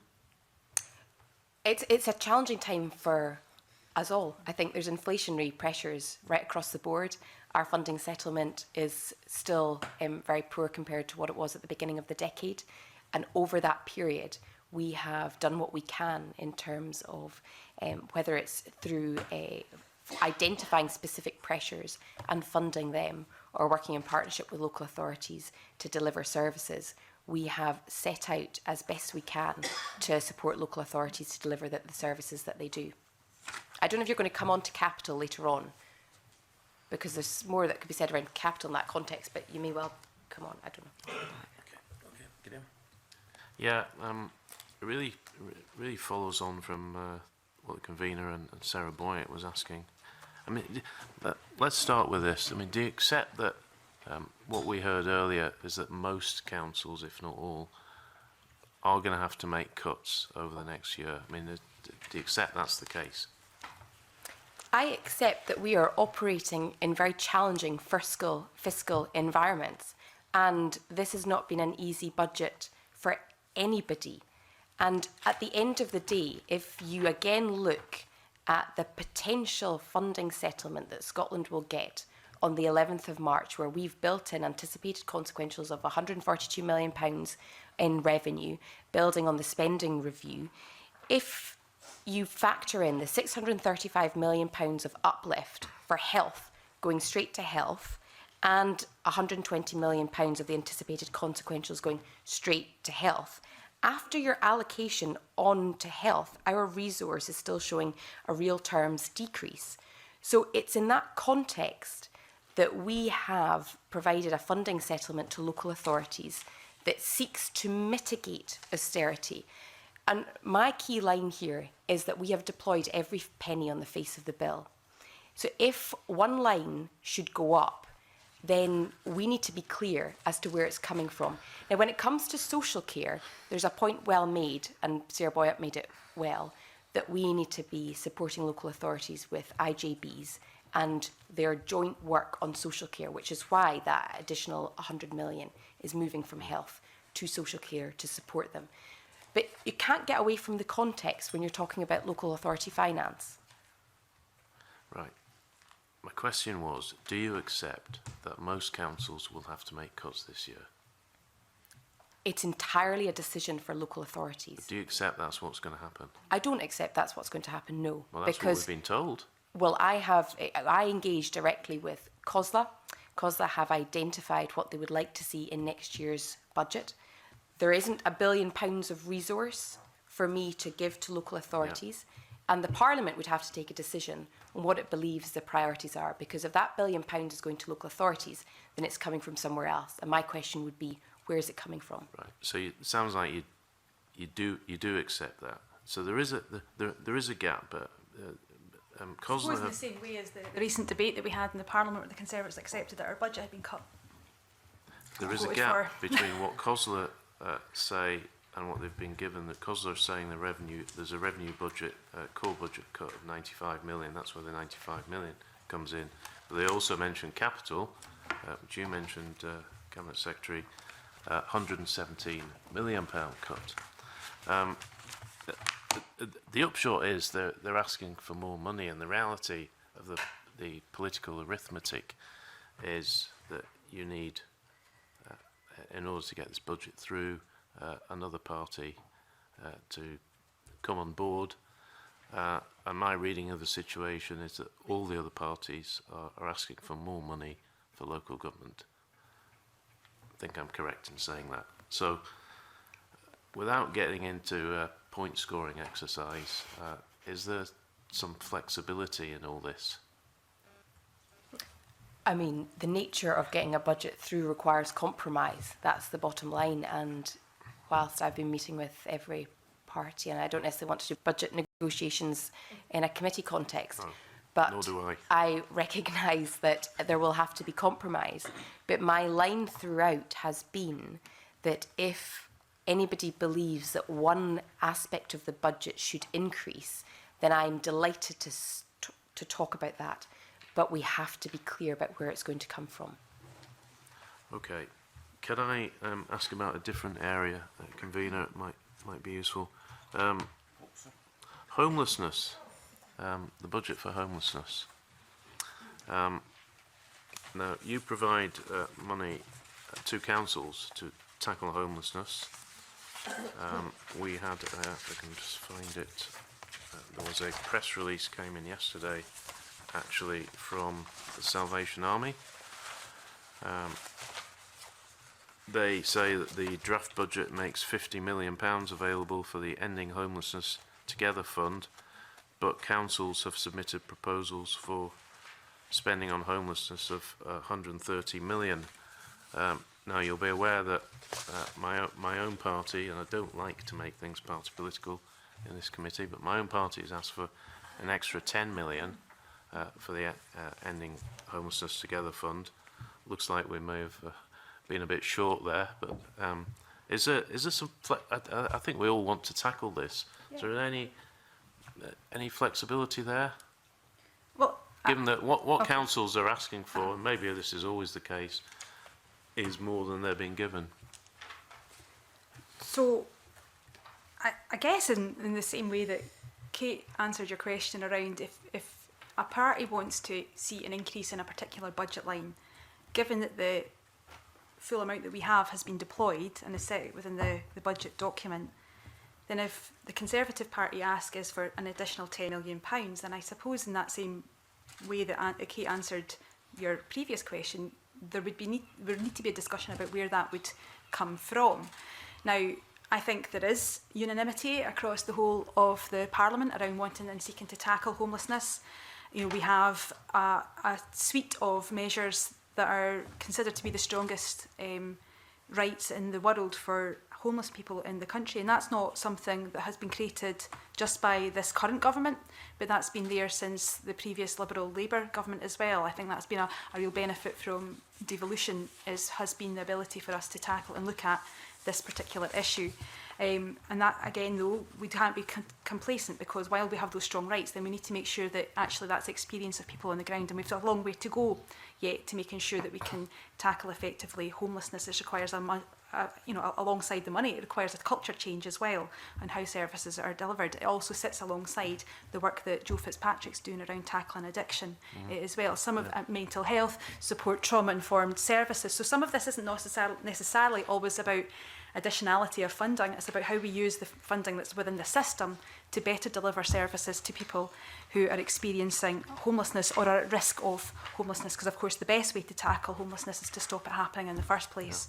So there has been a huge amount of work that has been ongoing in partnership, not with, with other organisations to tackle homelessness and rough sleeping, and that work continues. I'm taking forward work as well on how we identify and have a bit more of a steely focus on female homelessness as well, because sometimes that doesn't necessarily come through as fully within some of the data that we collect, and of course is aligned very much with domestic abuse. So if there's further discussion to be had on that, we're happy to. But again, the principal point is that if people want to see an increase in a particular line, then that has to see a decrease in another. So the negotiations are ongoing, and if you want to make that pitch, then I'm sure Ms Forbes will be able to oblige. I think it's a really good example, though, of an area that has been mentioned by this committee in the past around outcomes and national performance framework, and how you look at particular budget lines not in isolation from other areas. And so issues around social justice and also around rehabilitation and homelessness, I think also need to be seen in the round in terms of whether the funding invested is actually delivering the outcome that we want to see, rather than just preserving lines for their own sake. Sorry, maybe as well to add, we've also, I know we mentioned the work that Joe Fitzpatrick's doing, there's the work that Claire Hockey will be taking forward around mental health, but we've also had the care review as well. So there's a suite of things there that we need to make sure are working well together and are not pigeonholed into particular silos, but actually understand the needs of individuals and how we can then make that and deploy that and marshal that money in the best way to do, as Kate is outlined, to deliver the outcomes that we, I think, all agree we should be seeking to achieve. Yeah, that's quite encouraging. and you're absolutely right that there's a lot of policy areas that are interlinked here. But I think spending on homelessness is one of these areas where you can actually end up saving money and have a much better outcome as well. Another area is an area that this committee has looked at several times, and we questioned you, Aileen Campbell, on it last year, and that's the spending on adaptations. The budget on that has not moved in about 7 or 8 years, I think. It's £10 million. So again, it's £10 million, and that's an area that, you know, if you increase that budget, then you can actually end up with savings maybe in another area. So is that, again, we just say every year, and the committee's view, I'm not misquoting the committee, No, I know is that there should be more on adaptations. Yeah, and again, that wider context of quite a challenging budget. So we worked hard to maintain that line, recognising the importance that that budget has to enabling people to live independently or to live at home, and of course recognising the keen interest that the committee have had on this issue.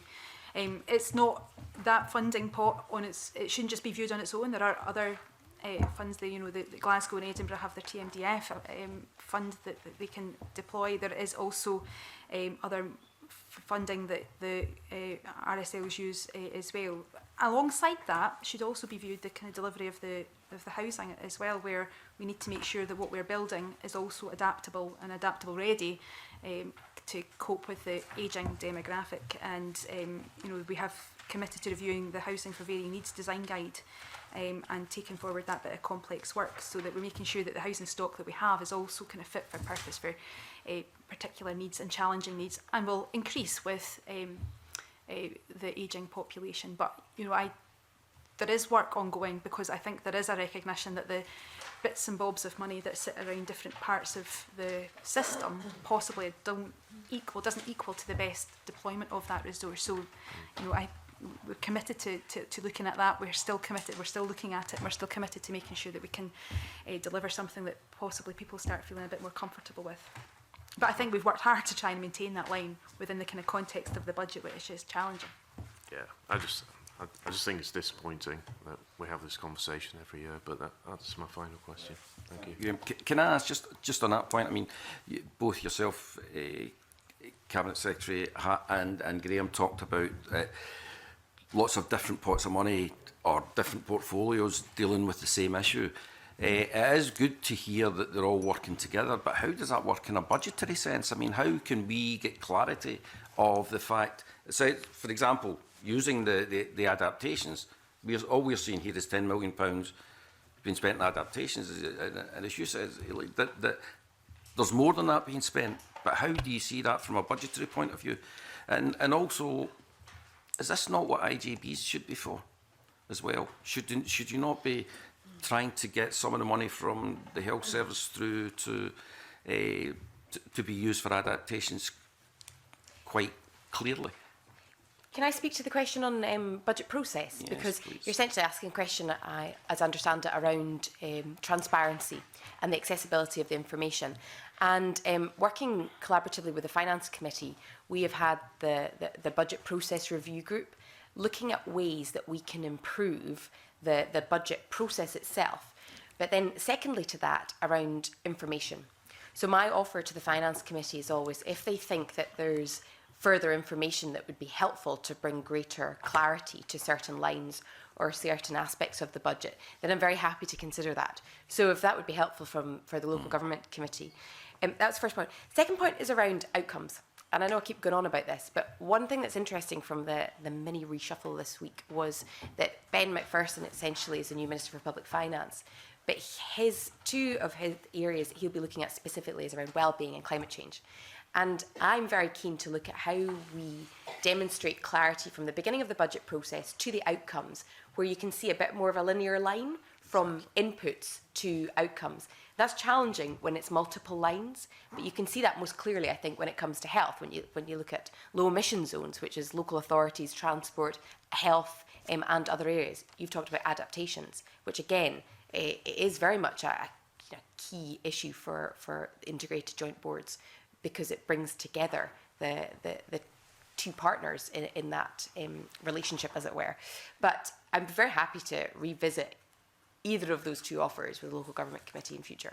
Yeah, because at the end of the day, it does just look to us like £10 million has been spent on adaptations, and clearly there's other Yeah, sources.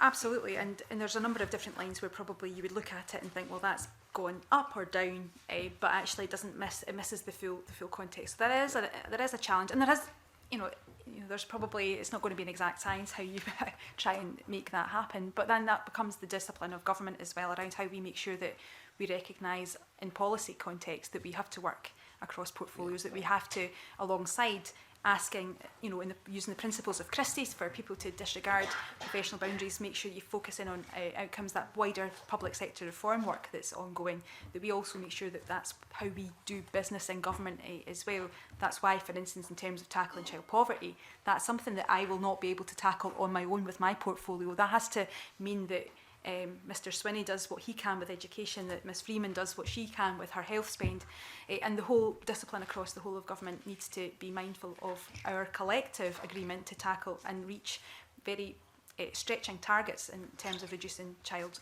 poverty. So again, that's why the critical lens of child poverty being applied to the budget has been important. Those themes of well-being, child poverty, inclusive growth, those have been particularly important this time, so that we do ensure that we are where we can and as best we can at this point in time working across portfolios to deliver the outcomes that the people of Scotland will want us to deliver on. And in terms of the adaptations, we are and will be working with IJBs, local authorities and RSLs to create a model where IJBs do take responsibility, assessing and evaluating the installation of adaptations. That takes a bit of time, but at this point in time we have, within the context of a challenging budget, maintained that £10 million for adaptations. Happy to have further discussions if people want to. However, that's not the full picture, and it's important to recognise that we also make our housing that we're providing in the here and now work for the future challenges that we'll face. I appreciate that, but it would be good for a committee such as ours to get the full picture in terms of what adaptations are, what's getting spent on it. Andy? Much, Convener. Getting to the kind of core disagreement between the Scottish Government and COSLA, there's £590 million of new commitments, according to COSLA, for which they claim they have £495 million to pay for them. Kate Forbes, you said in your opening remarks that we have funded our commitments. Clearly, COSLA don't agree with that. If it is your position that you have funded your commitments, and if it is the position that there's 590 million of new commitments, why is there only 495? Why is there only 495 million going towards paying for them? Well, and I should say that those are COSLA's figures. Sure. They're not my figures. And my argument would be that the core services that we have funded, in some cases that local authorities are identifying as new commitments, I would argue are core council. Which ones? Can you services. identify any from? So, for example, the commitments around social care. I think that's where it's seen most starkly, because Is that the living wage of 25 million? Well, or you could use it in the round of the 100 million. Okay. So that 100 million we want to ensure is going to the areas where there's maximum pressure in social care. And so that 100 million, therefore, so there's been some discussions around the flexibility, because I would like to see more flexibility around how that 100 million is deployed. We believe that there is significant pressures on social care, and so that money is going on social care. So in my view, our commitments, as it were, whether it's central government or local government, to provide education, to provide, to ensure that teachers are paid, to help support pension costs, to ensure that those carers are paid adequately. We have funded those commitments. I believe those are, at the end of the day, they are core local authority services as well. Well, so you wouldn't call them new commitments from the Scottish Government then? You're saying that you want to direct that social care funding in a certain way, and that should come out of core budgets. That's your position, yes? Well, we have, my position is that I think most of us are aware of where the pressures are in local authority services, and we have funded or supported and helped local authorities to meet those pressures through this funding settlement. Okay. Looking at the circular, you say the local government finance order is currently scheduled for the 19th of February. That's today. Is it being published today? Yes, it has been published today. Has it been published? I can't tell if it will be published today. It'll be published today. Yeah. Look forward to seeing that. So, can I take it then that this circular, which went out to COSLA on the 6th of February, has essentially been agreed then, if the order is before Parliament with numbers that... Are the numbers the same as in the settlement? They are. Okay. Do you mean agreed with COSLA? Yeah. Well, in a sense, there's no requirement for them to accept or reject. So they don't need to stick by your council tax cap, for example, then.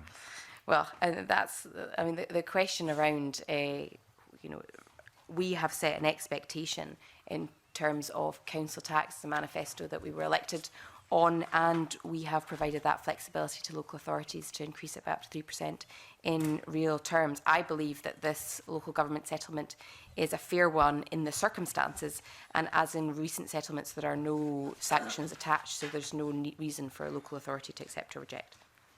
Right. You said earlier in your comments that you have allowed an increase in council tax. Of course, you have no authority to allow any increase or decrease. It's capped up to 3% real terms.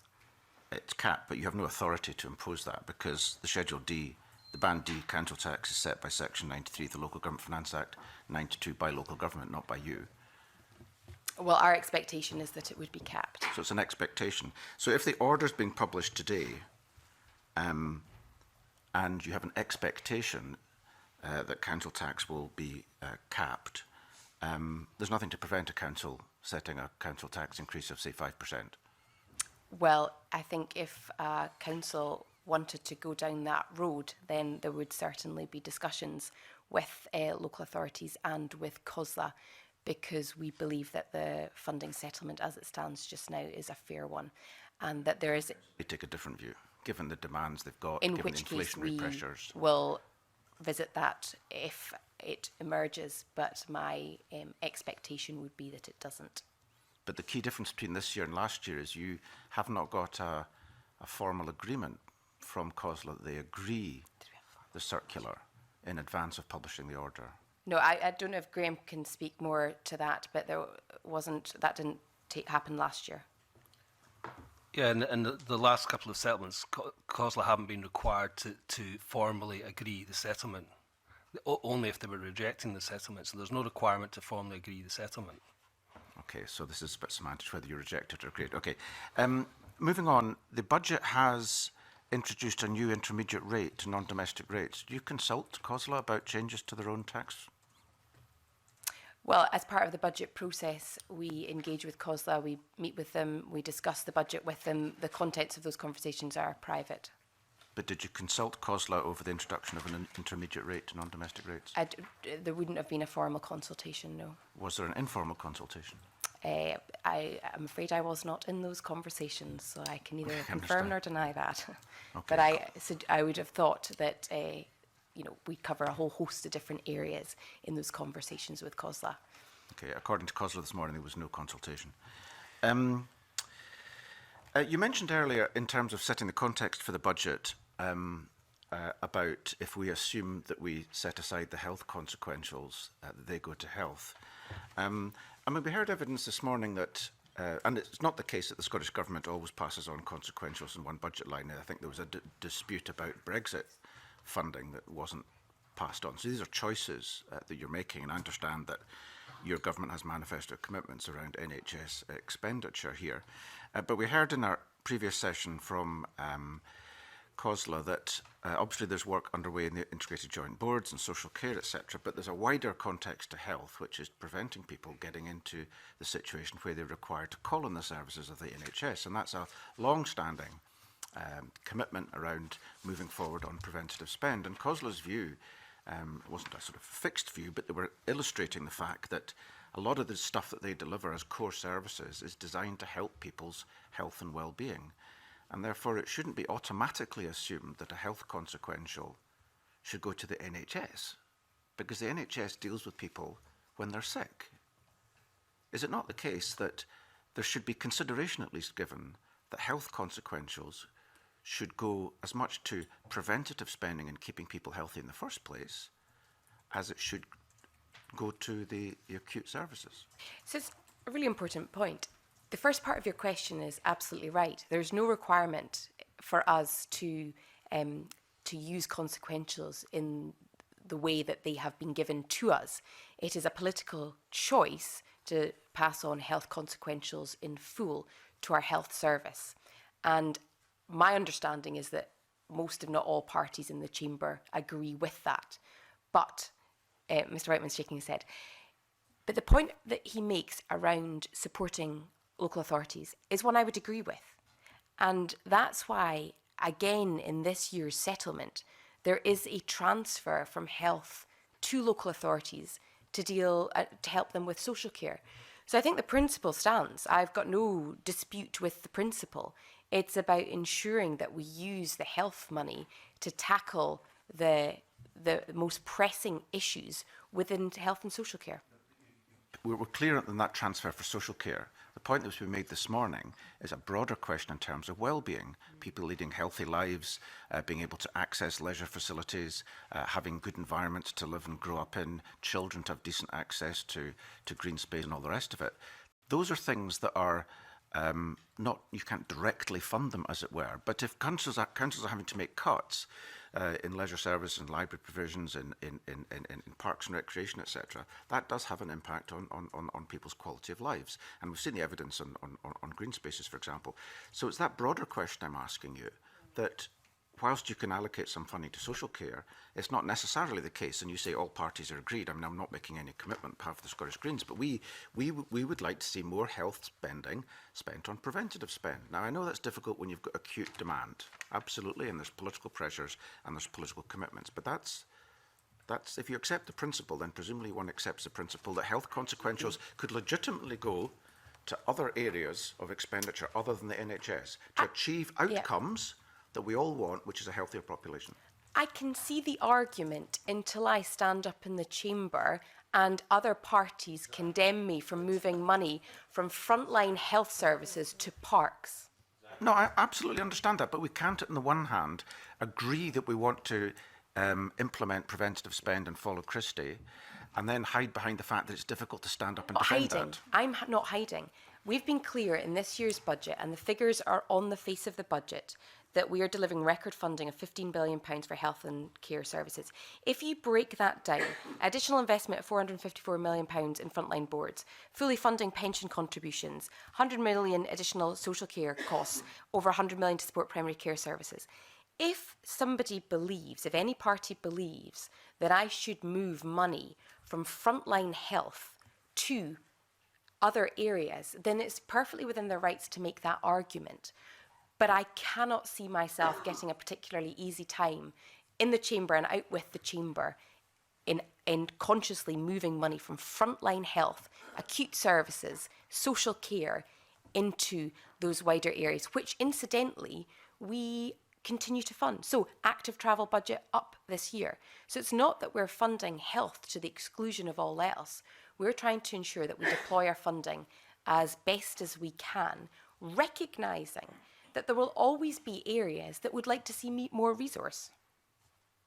Okay, moving on to my final question. The Accounts Commission observes in the financial overview that between 2013-14 and 18-19, that local government funding has undergone a more significant reduction than the rest of the Scottish Government budget.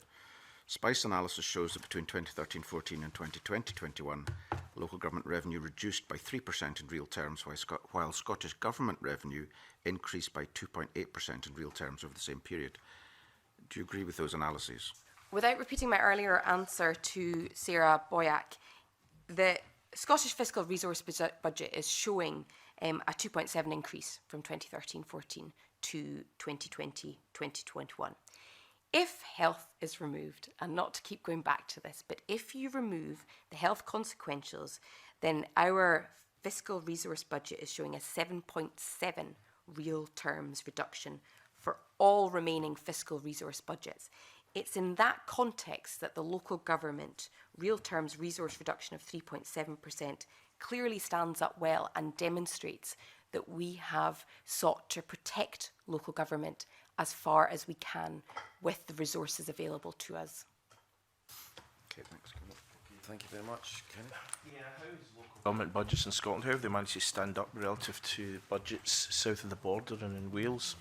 Well, I don't have the specific figures, but I look at the cuts in England and in Wales, and I look at the comments that have been made, and I've already said that it's been said that local authorities in England and Wales are collapsing, whereas in Scotland they have challenging decisions to make. But I believe that we are working closely in partnership with local authorities to support them and protect them in delivering the services that people rely on. So the Scottish Government's obviously striving to protect local government services, but there is one nagging issue with regard to this 590 versus 495 million.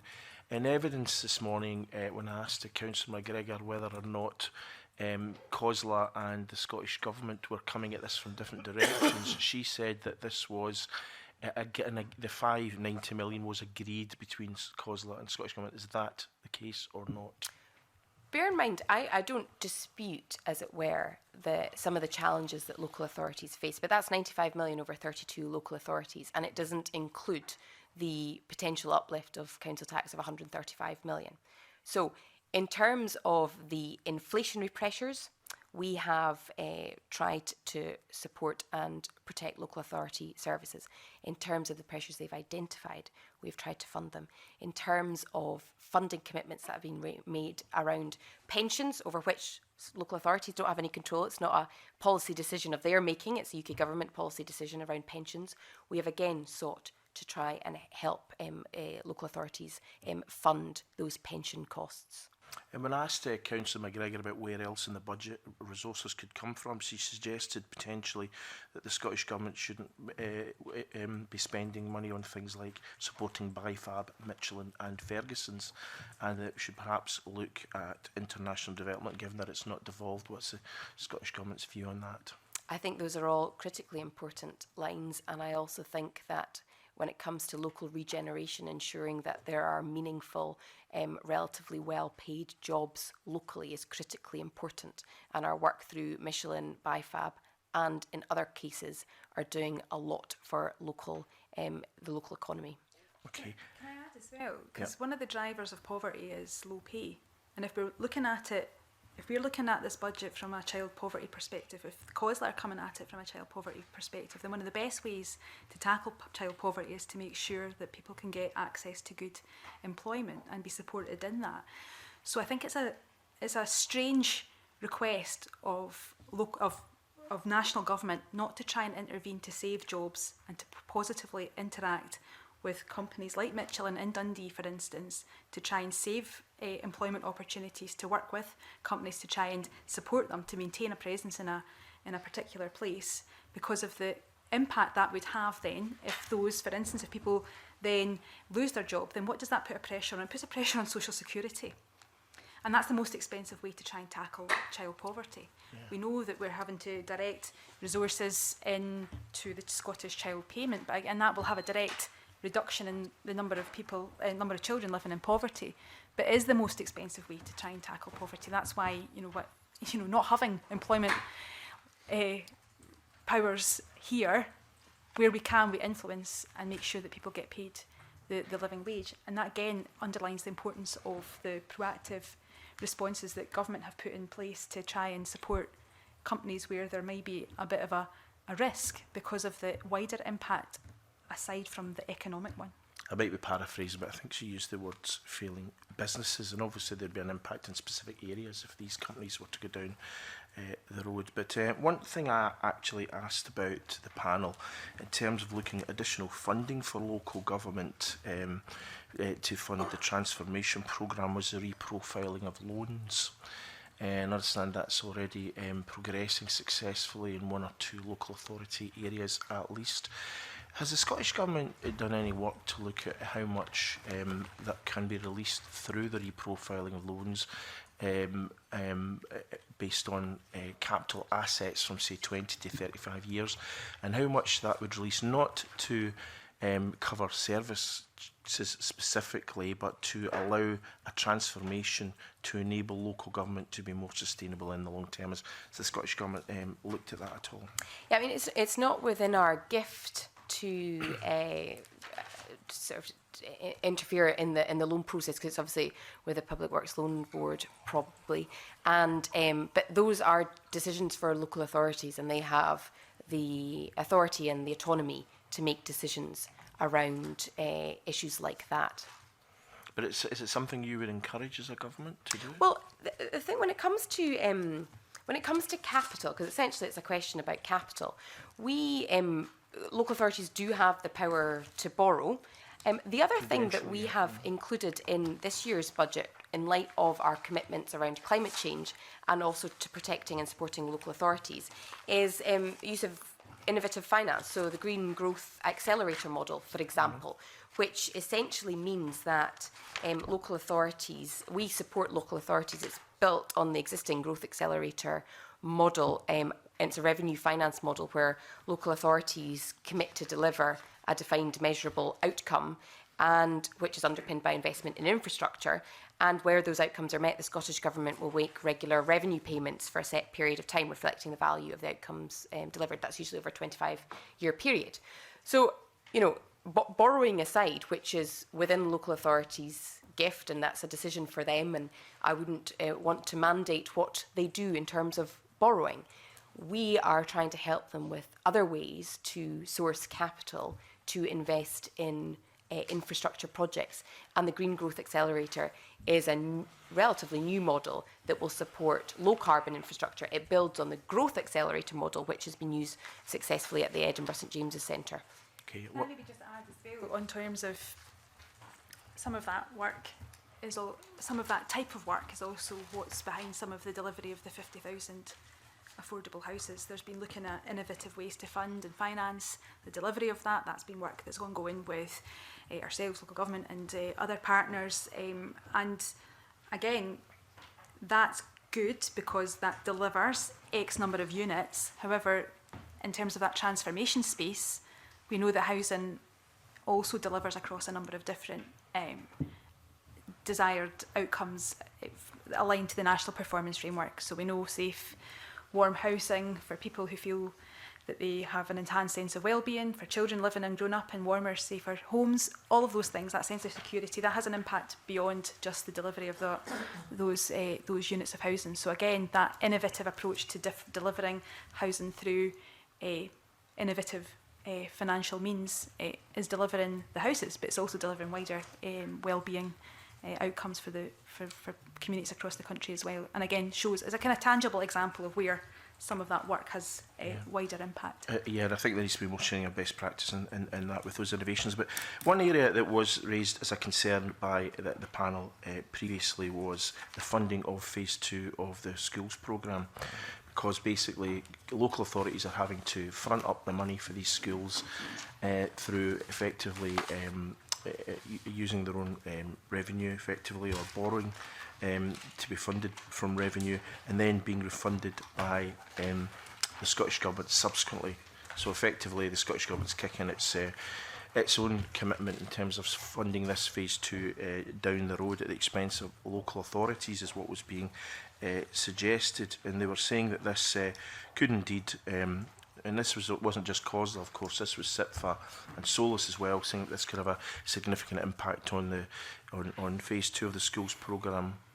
What's your view on that, and why is this way forward being taken? Well, the funding approach for the new Schools for the Future programme, the Learning Estate Investment Programme, has been developed with local authorities, so it was agreed with COSLA to deliver the best possible long-term value. And it uses councils' existing capital resources or borrowing through the Public Works Loan Board, which is cheaper than private finance. And then Scottish Government will support local authorities via a funding model which is based on outcomes and will be linked to keeping the new facility in good condition. And there's other outcomes as well related to low carbon, digital and economic growth. Those are outcomes that have been agreed with COSLA. I understand, because I've heard it and it's been raised with me, that some local authorities are raising questions about the new model. It is a new model. It's designed to ensure that our estate is kept in better condition, because I think there was issues around new schools falling into disrepair far more quickly than we would have liked to see.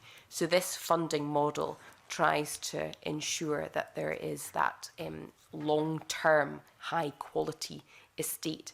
But I'm sure when it comes to issues like that, where there are identified issues, you know, the school estates team, in collaboration with COSLA, should be working jointly in looking at what works best for local authorities.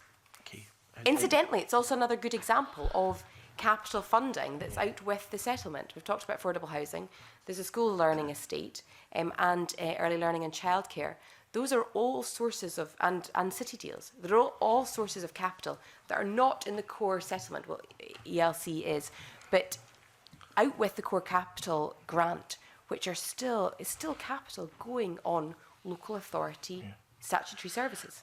I won't go into it, but there is an argument that you know, some of the city deals are effectively sleight-of-handed capital, effectively replacing what would otherwise be local authority capital budgets. But I'm not going to ask about that, because I realise others have questions to ask. I'm going to ask about the council tax, because the Scottish Government actually had a 9-year council tax freeze from 2008 to 2017, when it didn't even go up by the rate of inflation. It was funded to the tune of around £70 million a year, with 70 million adding to that every year, so it was up to about 630 million after the 9 years.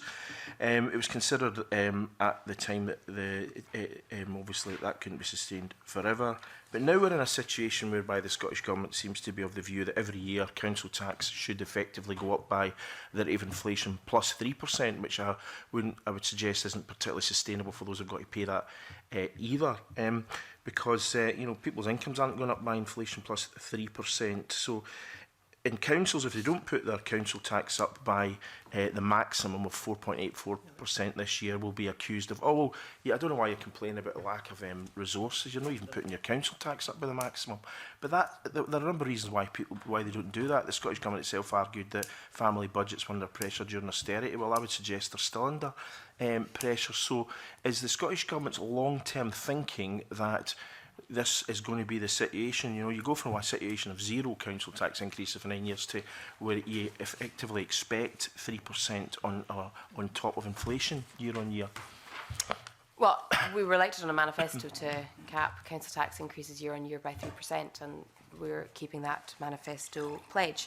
But it's worth bearing in mind that, you know, Kenny Gibson's point around protecting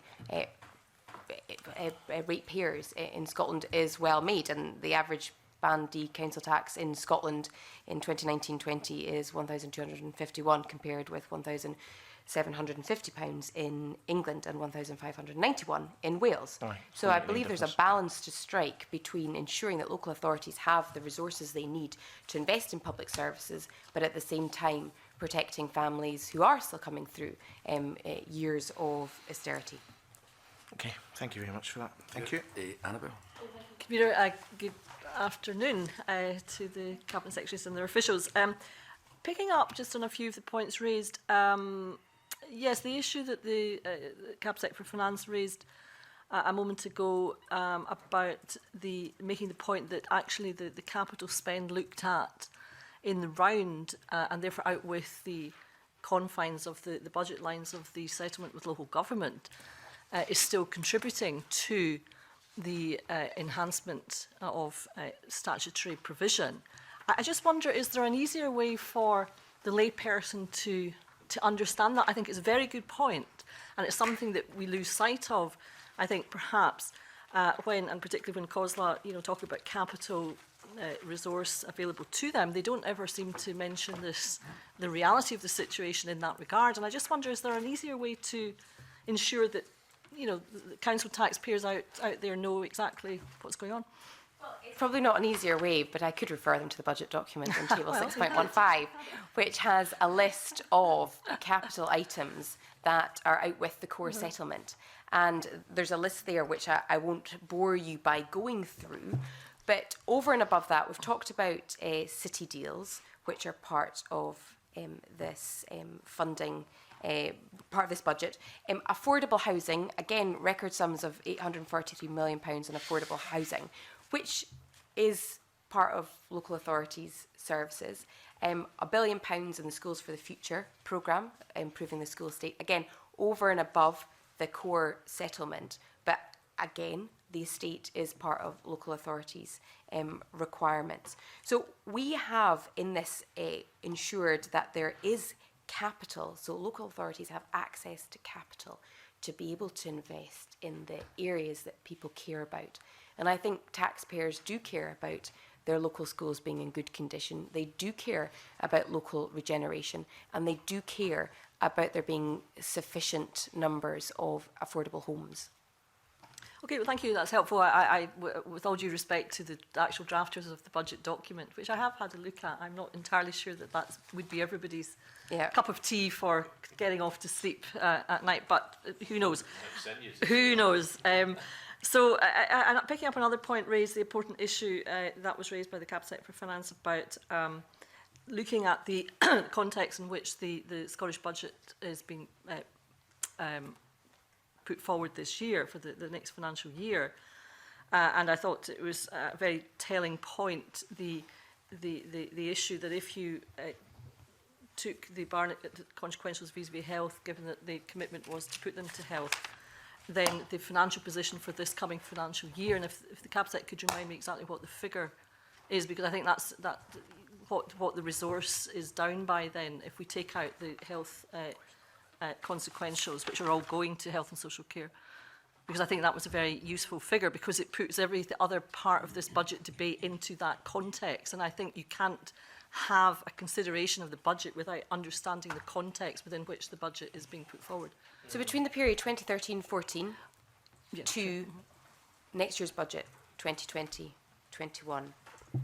the Scottish resource budget, if you remove health, shows a decrease of 7.7%. And it's in that context that local authorities, in terms of real terms movements, are protected. And for the coming financial year, though, what is I think you had given that information for earlier the coming to financial year, the figure is from 2010-11 to next year, our discretionary resource budget allocation is 2.8% lower. In real terms, that's £840 million. Right, and it's, in that context, the settlement proposed thus far with local governments is 11.3 billion, and it's a 3% real terms increase. 3% real terms increase. That's helpful to know. And I mean, I take Andy Whiteman's points about preventative spend, and I do accept that absolutely. But I think it would be important simply to recall in that regard that in terms of current NHS spending across the whole of the NHS, including GP practice and so on, you know, there is a not insignificant amount of that money that actually goes to important issues to do with preventative spend across the whole health sector, which I think is very important. But I think it's important to flag up the factual position. And work ongoing between NHS and COSLA around the shared public health priorities. So that work is ongoing as well around community-based health responses and prevention, and that work's ongoing with local authorities and health. So that's, again, within that broader context. That's not money directly going into acute at the expense of all else. Okay, that's helpful. Thank you. The convener of COSLA this morning said that the 95 million figure that they have cited was agreed, a figure agreed with the Scottish Government. That was actually, I think, the phraseology or thereabouts, which will be on the record. Is that the position or not? I think that's a fundamental question. That was stated without any equivocation by COSLA this morning in response to Kenny Gibson's question. So it was just to check what the Scottish Government's views of that statement. Every year we set our budget in the context of what our own block grant's going to be, what discussions we have with COSLA, and ultimately negotiations with other parties. There is not, our budget is not baselined from year to year, but when it comes to supporting local authorities, we build that budget in conversation with them.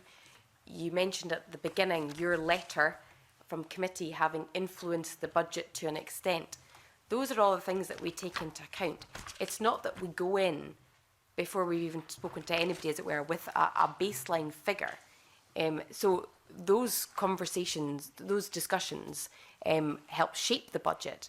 But I couldn't confirm that there was a hard and fast agreement on the 95 million. I mean, that 95 million is COSLA's number, it's not my number. Okay, that's clear. Thank you for that. Two more brief questions from me, Peter. So also a point made by COSLA this morning, which I thought was a point well made, and it was on the reporting back issue and bureaucracy, even where in the scheme of things it is relatively small pots of money that are being talked about, a recognition that yes, outcomes have to be measured, accountability has to be there, but I sense a sort of plea for a bit more perhaps of a look at that to see if there's a more rational way in which that can be done to save money for the front line.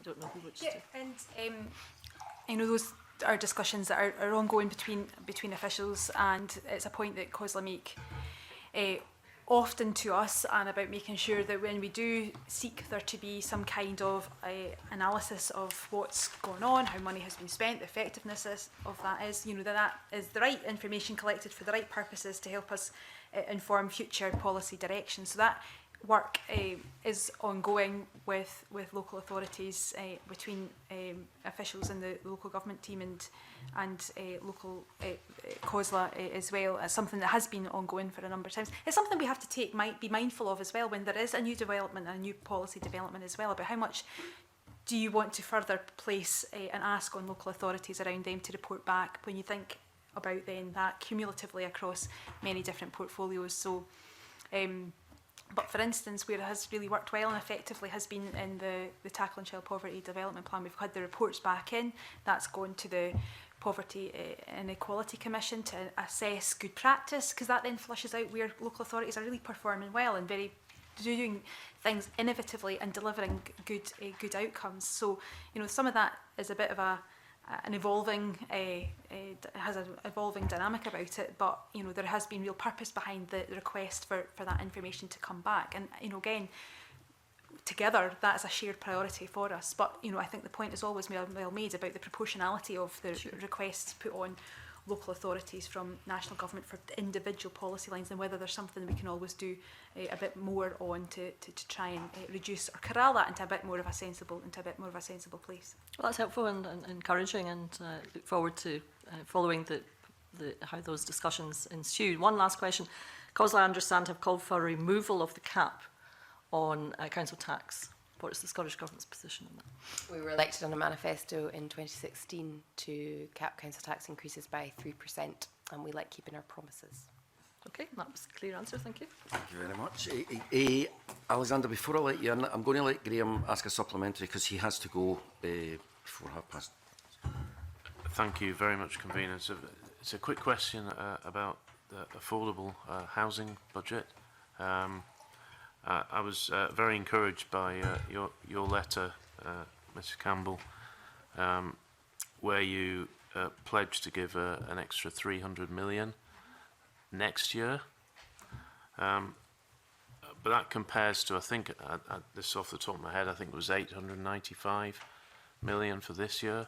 So how did he come up with 300? Where did he get the figure from, 300? Well, I think this is in part down to the kind of clear ask from industry, the wider sector, house building sector, RSLs that have made this request, so that we can not hit a cliff edge at March next year, and ensure that current programmes already in the stocks can get over the line, that there is that bit more certainty for the sector beyond the March deadline, so that we don't see a slowing up in progress, because of course the nature of house building has meant over the last few years that takes a bit more time in the early years and then accelerates at pace for the remainder of this 5-year parliamentary term. So we didn't want to put the 50,000 at jeopardy. We can further furnish you with some more information, but certainly for us that has been with the identification of some of the projects that are in place just now. They need to get that over the line, the way in which some of the house building projects transcend that March deadline, and the certainty that the sector has asked for, and the committee has asked for as well in response to that demand from the sector. I'm just really wondering how that 300 million figure was arrived at. You can come back to us if you but wish. I mean, some of that has been around the known projects that we have, and understanding the fact that that will require a bit more to get it over the line, and also to ensure that we don't also put off projects because there's no certainty beyond the 2021 March deadline, so that it doesn't slow up the progress, because in this last phase of the delivery of the affordable housing we need to be ramping that up, and we always knew and anticipated that that would speed up towards the end of the parliamentary session. So I'm glad that it's welcomed, and I think that's I think and I hope it would be welcomed from the rest of the sector. And I guess as well, the other thing to bear in mind is the wider impact that has against our aspirations set out in the National Performance Framework as well. Okay. Thanks, convener, and apologies, I'll have to leave. I should have taken longer over that question. Alexander.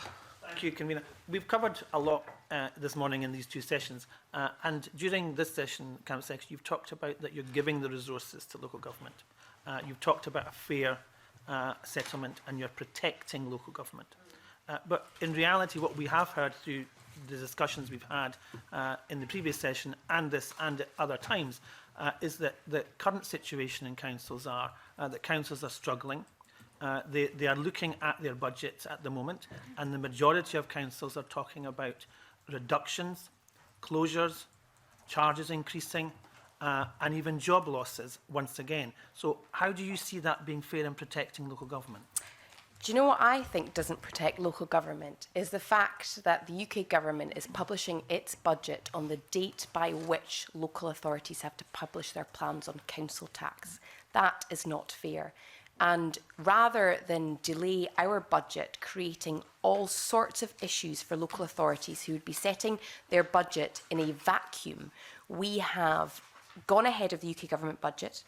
We have taken into account every possible penny we might have, including those that are based on Tory promises from December, and we've baked those consequentials in.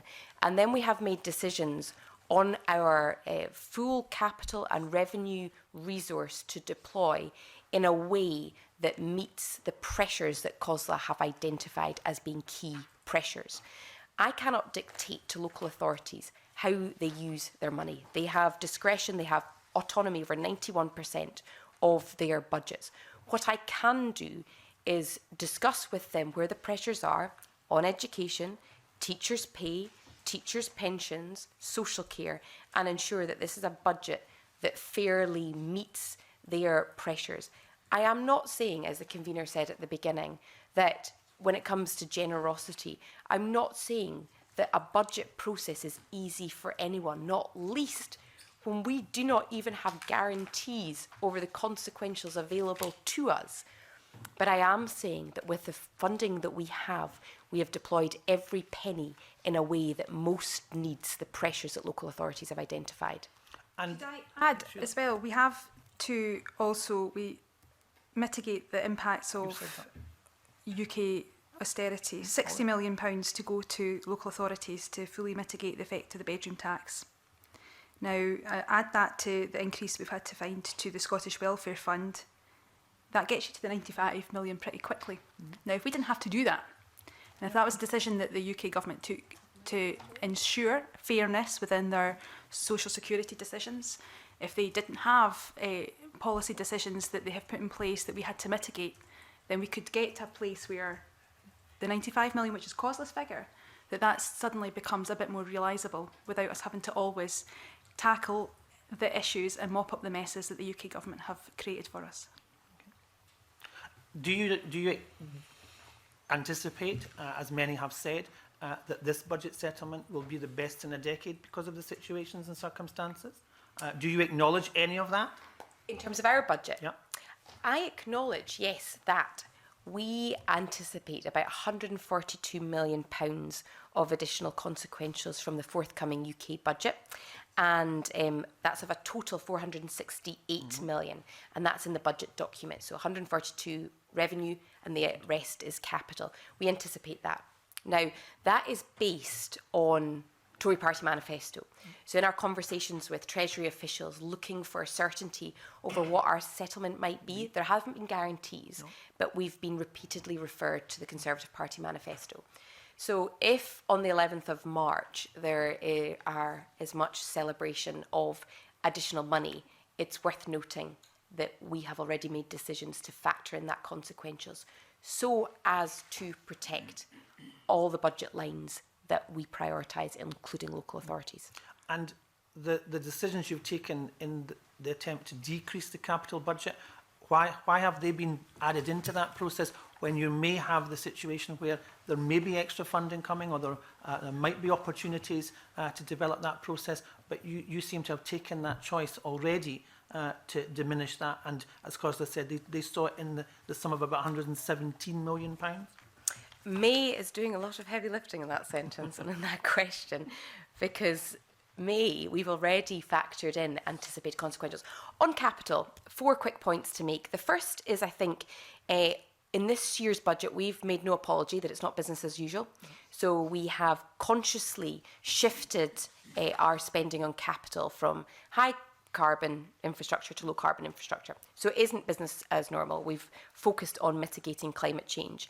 And there's 500 million of additional capital being spent on low carbon projects in order to deal with climate change, bringing up the total capital spent on low carbon infrastructure to £1.8 billion. That's a conscious decision that we have made. The second thing I would say about local authority capital was that last year there was a number of one-offs. So there was reprofile of 150 million. There was also the town centre fund, which are obviously not relevant to this year's budget. The third thing I'd say is a point that I've made already around the additional out with the settlement access to capital. And fourthly, it's about how we support local authorities to do things differently when it comes to dealing with their own challenges around climate change and capital more generally. And that is precisely why the Green Growth Accelerator was devised, which is going to be up to £200 million, I believe, of potential funding for capital projects, which we help local authorities to meet. So I do think that there is scope here for local authorities to continue to invest in local infrastructure. And many of these authorities have been quite pioneering in what they're trying Indeed. to achieve. They have grasped that nettle, or they have taken on that challenge, because they see that there are opportunities in the future by doing so. But at the end of it, it all boils down to them having the resource, the manpower, the opportunity to do that. And do you anticipate that that will continue to expand from the Scottish Government side of thing? Because they say, I believe local government's gone at least halfway to meet you there to try and manage some of those challenges. And do you see an anticipation in the future of ensuring that that then becomes the norm, and it's not just seen as something that they can do from time to time when they can manage the resource to do so? You mean investing in infrastructure? Yep. I believe that, yes, there's resource in this budget settlement for them to continue to invest in infrastructure. And there will be, as part of our wider commitments to improving the school estate, investing in affordable housing, ensuring that everyone in Scotland has a city deal, ensuring that the expansion of early learning and childcare comes with the capital investment required to make it work.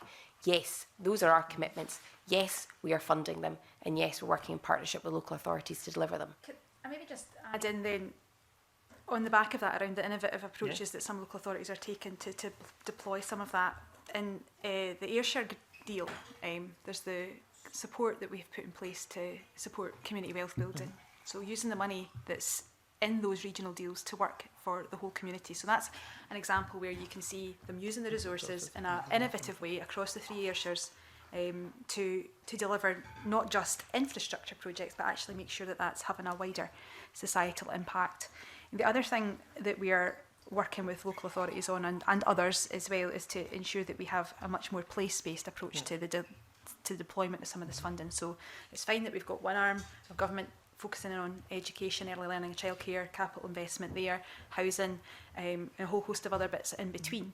But how do you knit that all together to make sure you're developing communities and you're maximising the impact of that, aligning that in a sensible way so that you're not doing building projects higgledy-piggledy and you end up with a bit of a guddle. Now that's not easy always, and that's not always going to be the ideal, but I think there has to be that way which we support local authorities as well, and other public partners as well, to make sure that significant investment that's going in is delivering what communities want in a sensible way and making best use of that resource. And it's having that joined up thinking. Yeah. It's having that collaboration, that local government are part of the solution. They're not the problem, yes. Which in the past they have been perceived as sometimes being the problem, to things not happening because they were constrained by the financial situation they found themselves in.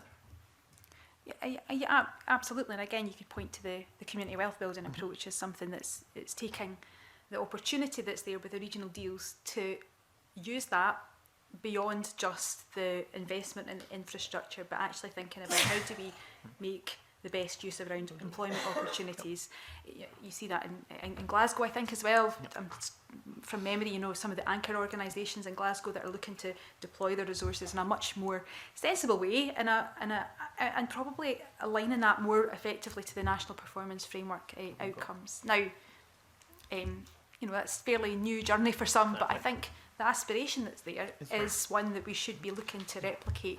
And you know, the community wealth building approach in other parts of the UK has actually demonstrated what you can do if there's challenges there, but what you can do though if you make a sensible judgment about how to maximise the benefit of that investment. Thank you. Thank you very much, Alexander. Andy?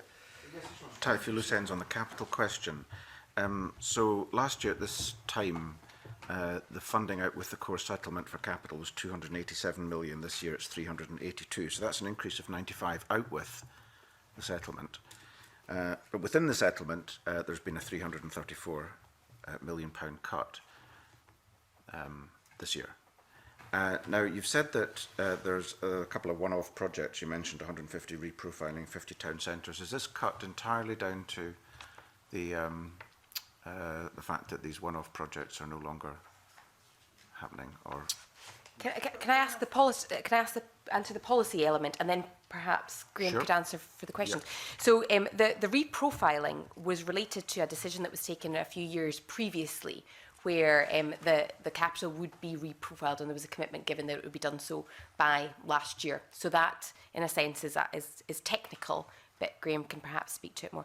The £50 million Town Centre Fund was with the understanding and expectation that it would be a 1 year shot in the arm, if that's not too impolite, to try and support local communities.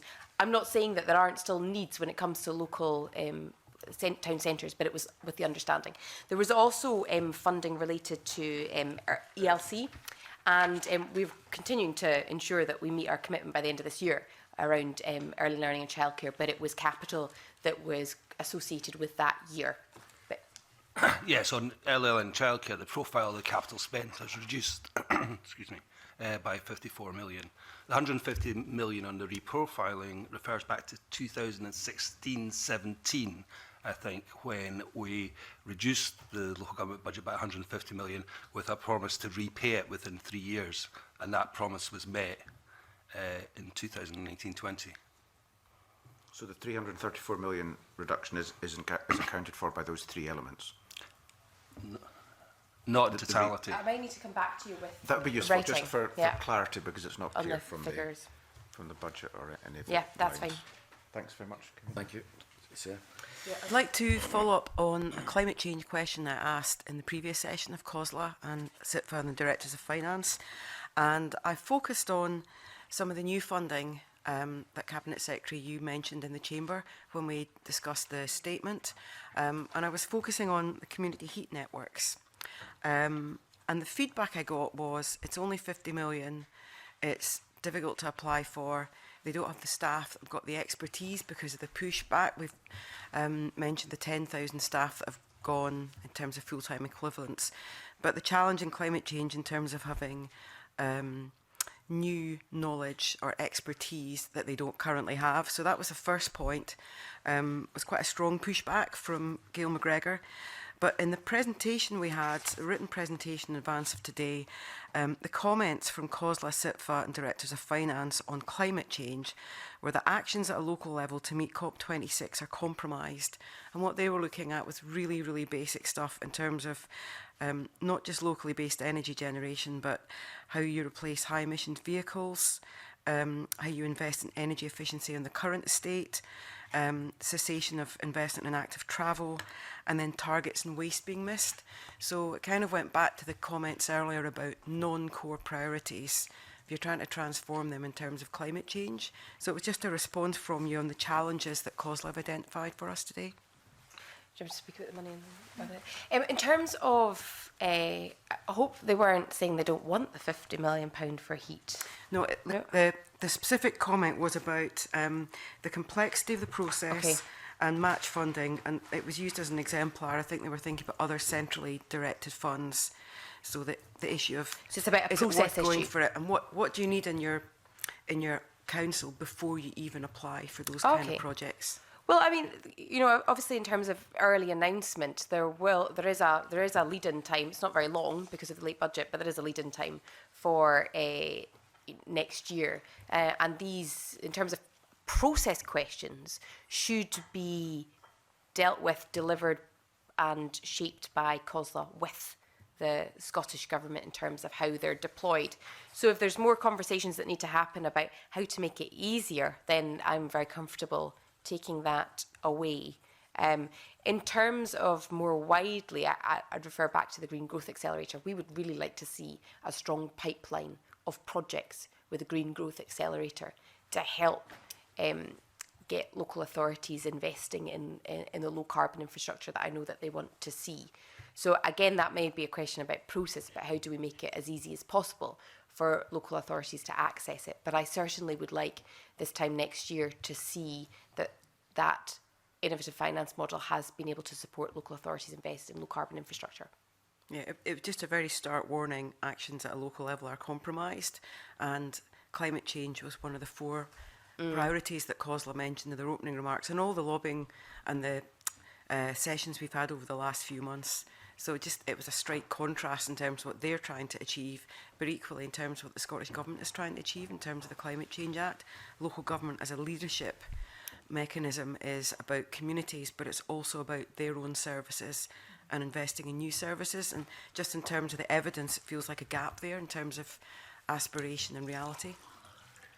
Yeah, and we'll continue to work with local authorities. If there are challenges there, then how do we kind of overcome those things? Because there is a clear set of along a number of different lines, whether that's been in house building around the Fuel Poverty Act, the aspirations around climate change. There's a whole host of different commitments there from government, and backed up with additional funding to try and enable us to meet the stretching targets, but also deliver on the climate change ambition that I think we all share. And if the local authorities are finding that there are particular challenges and barriers to that, then again, those are conversations that we can have, and I'm sure will be taken forward by not just a minister, but Rosanna Cunningham will have an interest, Paul Wheelhouse will have an interest, Kevin Stewart as well will have an interest in that, and we, as a group of ministers, work together, aligning our work in a sensible way, so that we don't create these barriers if they're kind of presenting themselves to local authorities. And that work already goes on in terms of how we retrofit some buildings, how we commit to working with the wider public sector to up the standard of low carbon buildings and ensure that those are fit for purpose as well. Big issue in terms of leadership. I mean, the Transport Act we passed last year, there was a clause that allows local authorities to have their own bus services, but the disconnect between where you would start in doing that in terms of an aspiration and actually doing it in terms of staff, it's like the heat networks, and one of you mentioned low emission zones earlier. So there's council's own vehicles, there's the bus fleet. So on one hand, there is some Scottish Government money available, but it's how do local authorities access that? So I think that point about cross-ministerial work, but also cross-COSLA work, these are not embedded in day-to-day core thinking. That's what comes apparent. And I guess this is, you know, this budget, as Kate said earlier, has had to look at climate change to rejig and refocus some of the maybe the priorities that have been attached in the past. How do we make that fit for purpose in terms of reaching our climate change ambitions? So part of it will be around that kind of wider discussion that we'll have to have and continue to have with not just COSLA but the wider public sector more generally, around how we gear up ourselves to make good on the ambitions that we have set out around climate change. And some of that will be probably uncomfortable. It'll be uncomfortable for government, it'll be uncomfortable for local government, it might be uncomfortable for other parts of public life. But you know, I guess then you can't declare an emergency without that having some change and shift in what we all collectively do. Yeah, I just wanted to flag that comment because it was such a start on it. It feels like something that really needs to be picked up by a raft of ministers and then COSLA. And that spirit will certainly take that point on board and make sure that we raise it with the suite of ministers that will have a particular interest in that. Thanks for that. Thank you, Convener. Thank you very much. And on that note, can I thank both the Cabinet Secretaries and their officials for attending today's evidence session. The committee will consider its next steps in relation to budget scrutiny in the private part of the meeting. And I now move this meeting into private.